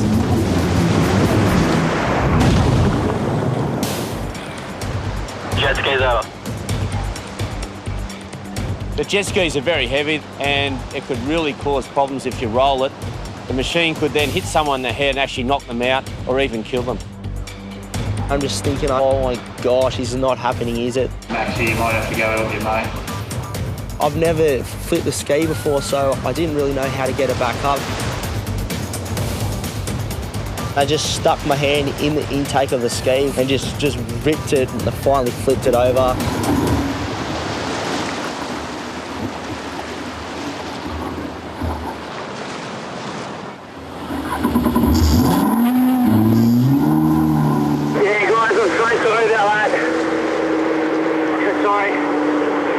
I don't know what happened. So what happens to the best of it? I was just trying to make a good impression for so long, just trying my hardest, and there I got Hoppo on the beach. Taco, what happened? I don't know. Huh? Just Ski flipped over? Yeah, huh? I feel so bad. Taco was really cut up that he'd rolled the jet ski, but everyone's done it, and he had one more chance to redeem himself in the Lifeguard Challenge. Come on, Taki! The Lifeguard Challenge is something we've put together. It's a good team building exercise. This year we had a new course. Start at the tower and you run along the promenade, up around the park, down past the toilet blocks, back onto the sand. Then they take the boards and negotiate the break, round a can, come back in, run around another flag, then back out and do the final swim leg, then finish up between the flags on the sand. Go. Last year I was the first trainee to ever win the lifeguard race, and I was just thinking how good would it be if I can do it again. Can you win tonight? I don't know. I don't want to speak too soon. You feeling confident? I'm feeling heaps anxious and nervous.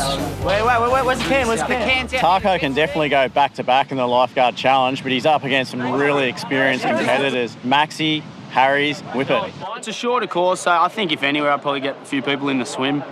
Once people start getting tired, I think that's probably my stronger leg. After the board, run round the finish line and then out for the swim round the one can. Nicola didn't race because she had a shoulder injury. It's my first year watching, so I'll get a first-hand experience as to what goes down. We give handicaps to the guys because everyone's at different levels on their skills and fitness. The idea is to try and get everyone finishing the same time and hopefully giving everyone a chance to win the race. Ready, go!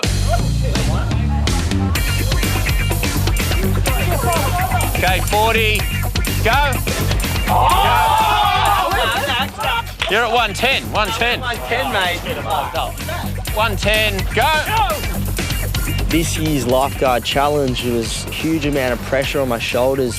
Go! Hey, Nicola, have you ever seen this many idiots in tights before? Look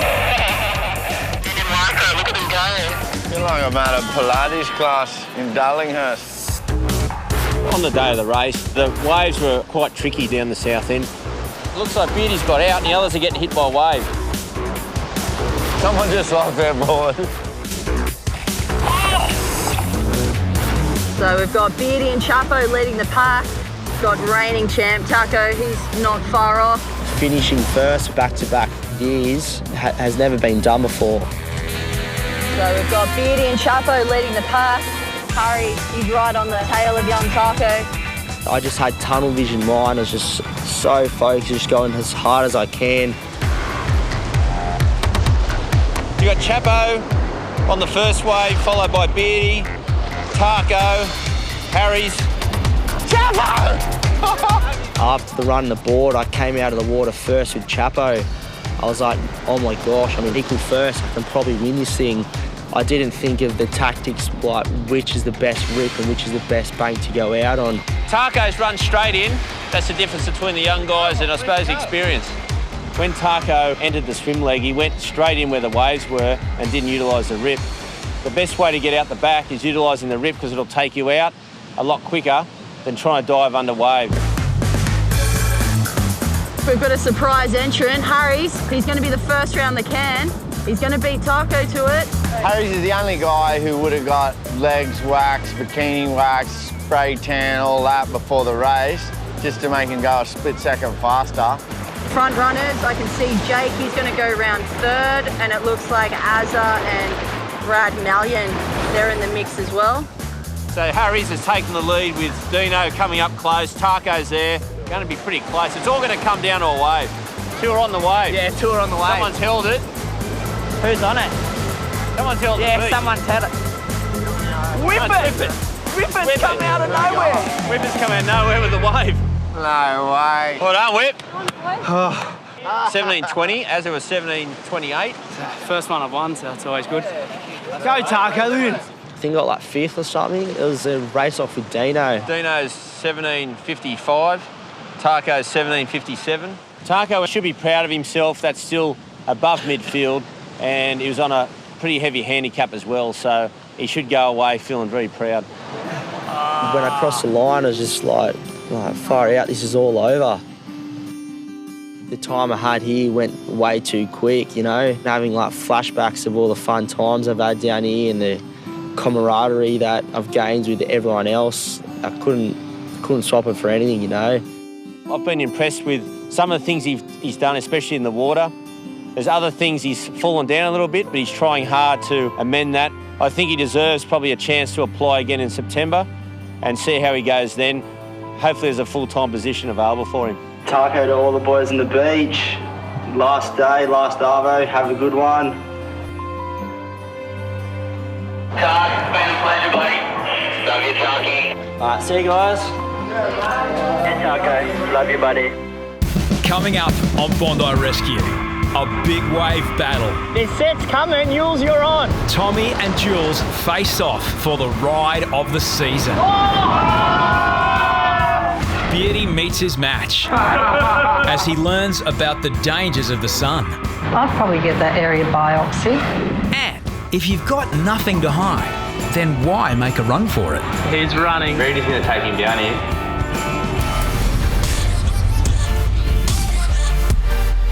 Bondi is one of the most crowded surf breaks in the world. But when the big swells roll in, the crowds dwindle. For Lifeguards, it's a perfect opportunity to practice in the big stuff. It is intensive training for us to be able to feel confident, and we have to be able to go out as big as it is, because if somebody goes out and needs rescuing when it's huge, we're the ones that actually have to do it. Outside of lifeguarding, Jesse is a professional big wave surfer. Today, he's going to test out 2 new recruits in a southerly swell which has arrived overnight.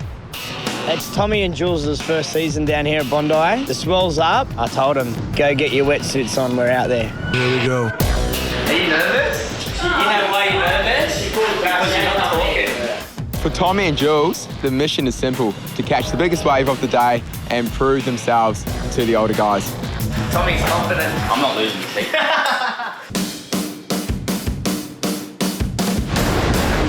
I was nervous, but it was really cool to have Jesse backing us in the water. All right, Jules, the second one, all right? Here's a step. Handling a rescue board in these waves requires perfect timing. Pedal hard! Go, go, go!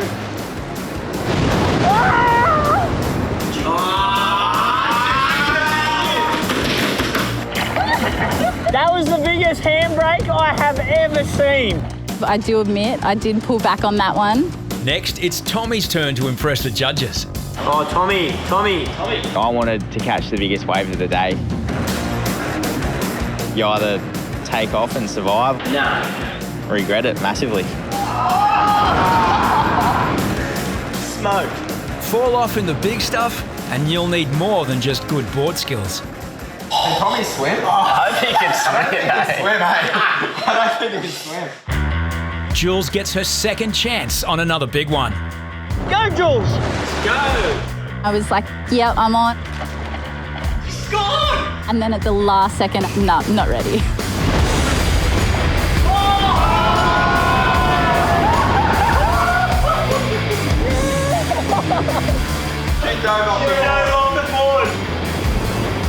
That was crazy. It was really fun, but now the boys are ripping into me. I can never quite do enough for them, so I have to go back again. Go, Jules! Go on. So then the next big wave came through, and I just thought, there's no way that I'm not going for this one. Well, release that handbrake, Jules. So I just put my head down and just went for it. If Jules is too far back on the board, she'll miss the wave. Too far forward, and she'll nosedive.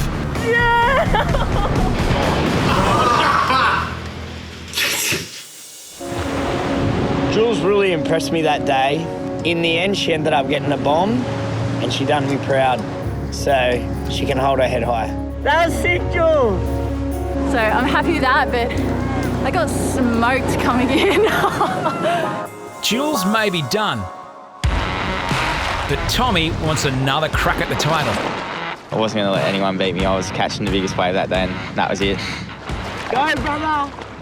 You're on. Go, go, go. Paddle. He's gone. Go, son. Hook it.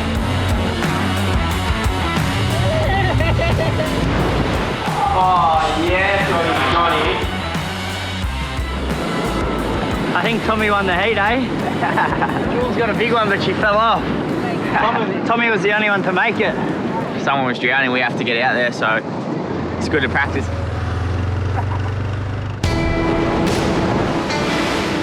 Training is one thing, but doing a rescue in these waves is where it really counts.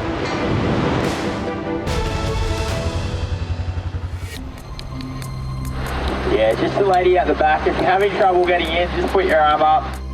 I was on the megaphone within 20 seconds of them jumping in the water, and by then it was already time to go in. Also, I know the central. I'm in for a paddle for a chick up here. Yeah, mate, we were watching. Hudson's going to come down and just back you up. I might need to go and give him a hand. Yeah, go, baby. He's going backwards. These two swimmers are relatively close to shore for now. But this rip is charging out to sea at around 3 metres per second. He's got two. He's got maybe like 30 seconds before he's on that bank and in the rosin. When Harrison arrives, he can smell something isn't quite right. As soon as I got to the patient, straight away, I got a strong whiff of alcohol. When you're drunk, your decision-making, your coordination, and really important for us, your balance is all gone. And so on a rescue board of two people, it can be really tough. Unable to paddle against the rip, Harrison and Tommy must move into the impact zone.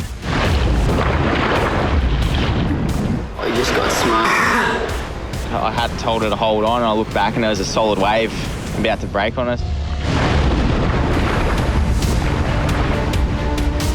Tommy must secure the girl before the next wave hits.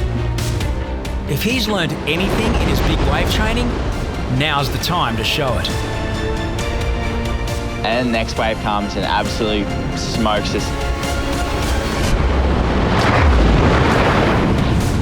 Oh no. Tommy's lost his board. Straight away, I realised that Tommy was out the back with his patient and no rescue board. With no flotation device and an intoxicated patient, Tommy is in danger himself.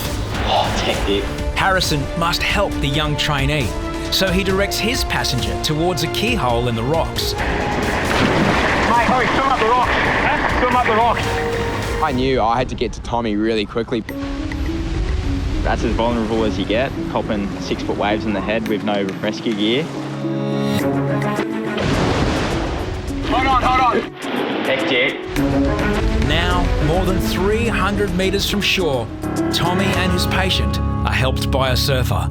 The locals up there are good. They come down and gave us a hand.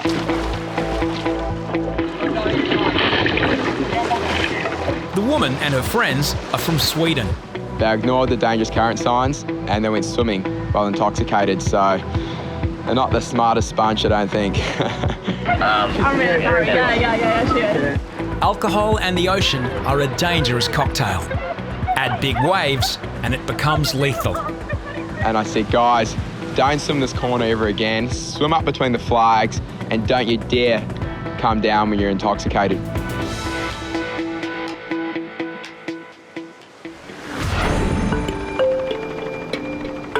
Lifeguards' main objective is to keep everyone safe so they can go home smiling. Our job as lifeguards is about making sure everyone in the water and on the beach has a nice, safe day.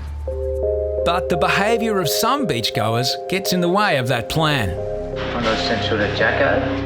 Yeah, mate, go. Mate, can you just come back up here for a sec? Yeah. He came up to us and he was like, oh, will you take a photo of me? But as he stood up, he started taking photos of us. And then we've seen him do it 3 times. And he was over there before, trying to kiss these girls. So I took a video of him on my Snapchat. Today isn't the first time lifeguards have received complaints about this man. Come here. What the are you doing? Kissing girls, touching girls over there. Not touch? Yes, I just saw that. Yeah, stop it. Yeah. Get your gear and go. Okay, get your gear and go. Okay. Otherwise the police will come. Today, the man is back and he's up to his old tricks. He's f***ing hustling these chicks. Look, she's putting her top on and that. The man offers to do up the woman's bikini. Reidy can't sit back any longer. Watch this for a sec.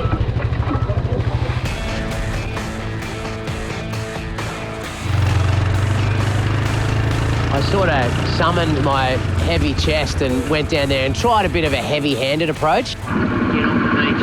What? Get off. What are you doing? What's he want? Are you friends with him? Yeah. Get off the beach. The man refuses to admit fault, but Reidy isn't backing down. Get off the beach. Get off the beach. Get off the beach. Stop coming down to this beach and taking photos of girls. They're not interested in you. Wait. You're hassling people on the beach. place, people here. All right, fine, I'll take you to the police station. Get off the beach. And he took off. He just sort of started running. It was obvious that he knew what he was doing was wrong. The mention of the police gets the man's attention. But remarkably, he only relocates to the grassy area at South Bondi. The guy was so cocky that he didn't care what we were saying, total disrespect for us, so I called the cops. Do you reckon you guys could send a couple of crew down if you're not too busy? We've just got this guy, we've thrown him off the beach a couple of times, and he's just hassling chicks all the time. We weren't super busy on the beach, so I walked down to South and just monitored him till the police arrived. Yeah, Reidy, they're walking south, you won't miss them. Copy, he's got another girl, he's hassling. So when I saw the police walking along the promenade, I said, as soon as he sees you, he's going to bolt. And exactly like the plan went, as soon as he saw them, he bolted. Cops are running. Reidy's getting his triathlon shoes on. Once out of the park, the man could disappear into Bondi's crowds. I definitely wasn't going to let him get away. Here we go. Reidy's going to take him down here. When I ran and approached him, I thought he was going to run, so I was getting ready to tackle him. He's got him. Reidy's got him. He sort of stopped still, and I grabbed him on the arm. It looked like he wanted to resist a little bit, but I think he saw the boys in blue coming behind me. What are you running for, dude? Where's your battle? Here. Why did you run up the hill? Why did you run up the hill? Nice. Just where I go. I still here, come to the beach. Well, if you go through his photos on his phone, mate, you should find. I don't know what he's doing with it. Nothing, I come there to beach, nothing. Oh, what for? What are you doing it for? Police check the man's phone. But all photos have been deleted. And without any of the women present to make a statement, police must let the man go.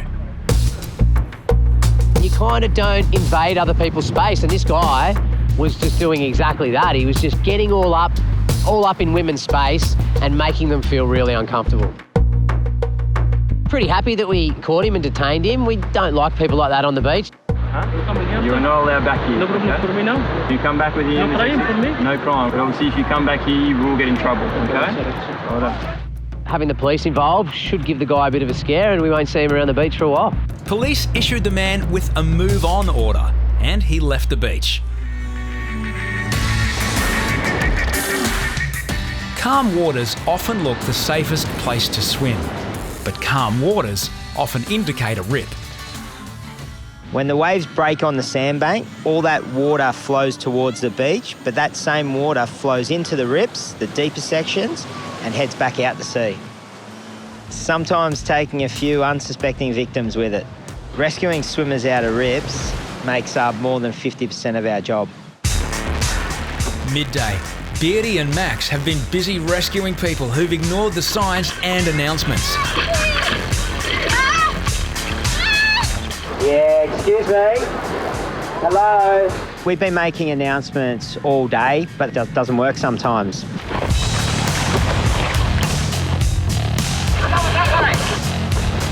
It's just been a busy day. It's been a busy summer, and it's not the last rescue we'll do. Not today anyway, I don't think. In the middle of the beach, a large and powerful rip is catching out swimmers. It's had so much trouble with this rip in front of the main stairs. Just on the point of the tide, it really flushes everyone off the bank. Head that way, where I'm pointing. Parallel. Two swimmers aren't getting the message. Please don't swim here. We had been targeting a couple that are kind of flirting on the edge of danger. Come back to shore, turn around. But they keep edging closer to the rip. Hello. And unfortunately, there's only one way for them to sort of end up. Go, just go. Same rip, isn't it? It's relentless. I'm trying to get there pretty quickly because every stroke I'm going and I'm looking up at them, he's pulling her under and she's trying to get away from him. In a wild panic, the man lets go of the woman and starts to sink out of sight.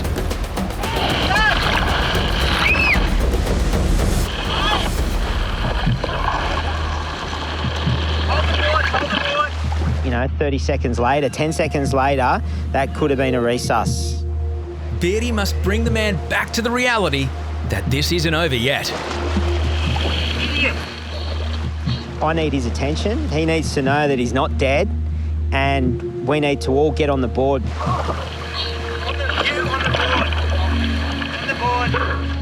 It is annoying that we're taking 2 lifeguards off the beach after almost saying don't go in there, and then it's rescue after rescue.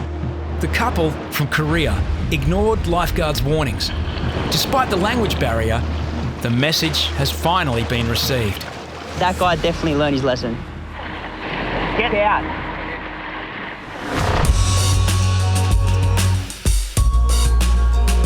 Lifeguards spend their working days getting battered by the elements. Wind, water, sand, but the most damaging of all is the sun. Today, Beardy and Mouse have invited their friend Jimmy to talk to lifeguards about sun safety. Jimmy organises free skin checks for organisations and workplaces. And I thought, what a great thing to get him to come down the beach and get all the lifeguards skin checked. Jimmy runs Beard Season, a charity he started after experiencing a tragedy. I've had this thing ever since one of my best mates passed away, so it'll be 7 years this year. He had a little spot on his neck. He had no idea it was bad, and he ended up passing away when he was 26. Jimmy's story and letting us know about how Wes passed away, it's tragic. It's really sad to hear. Melanoma is just such an aggressive, ugly thing to get taken down by, and it was just horrendous to see what happened with Wes. So, yeah, you don't want to have to deal with that. So we've got Dr. Karen downstairs, and she's an absolute expert, and she's ready to roll for some free skin checks for you guys. To take your shirt off, and then we'll have a look at your... Lifeguards spend a huge amount of time in the sun. Beardy gets some sobering news. I noticed the lump a while ago. I'd probably get that area biopsy. Yeah, when Karen said there's a spot there, she said it needs a little bit more investigation. A bit nervous. I noticed it before because I could feel it under the skin, and then a little dot came through, and then... But I'm absolutely glad that she's told me about it. Beardy will need to have this mole removed and tested for melanoma. It's very important for you to get that checked. Get it checked. The lifeguards' checks are completed, and Dr. Karen offers her services to the general public. Skin checks inspect the entire body, but one beachgoer is exposing some body parts that no one asked to see. This 6'3" Viking just runs into the water, fully nude. Hey, no way! Look how wide he is. Peter, a backpacker from Denmark, has bared all for a $20 bet with his mates. I figured, why not? Mate, we've come down in front of him. We reckon he needs to get a melanoma check because he's very white and he was very, very nude. Come up for a skin check. Yeah, sure. Okay. I'll just put my pants on. Yeah, put some goddamn pants on. Sure. Because you're a young male, you're in the higher risk group to get melanoma. Yeah. Okay, being very, very fair, you're in that even higher risk group. Just some stupid bet actually made me getting a skin check. Peter gets the all clear from Dr. Karen. But luckily there was nothing there, so that's nice. And offers some advice of his own. I think you should go skinny dipping at least once in your life, but wear sunscreen, definitely.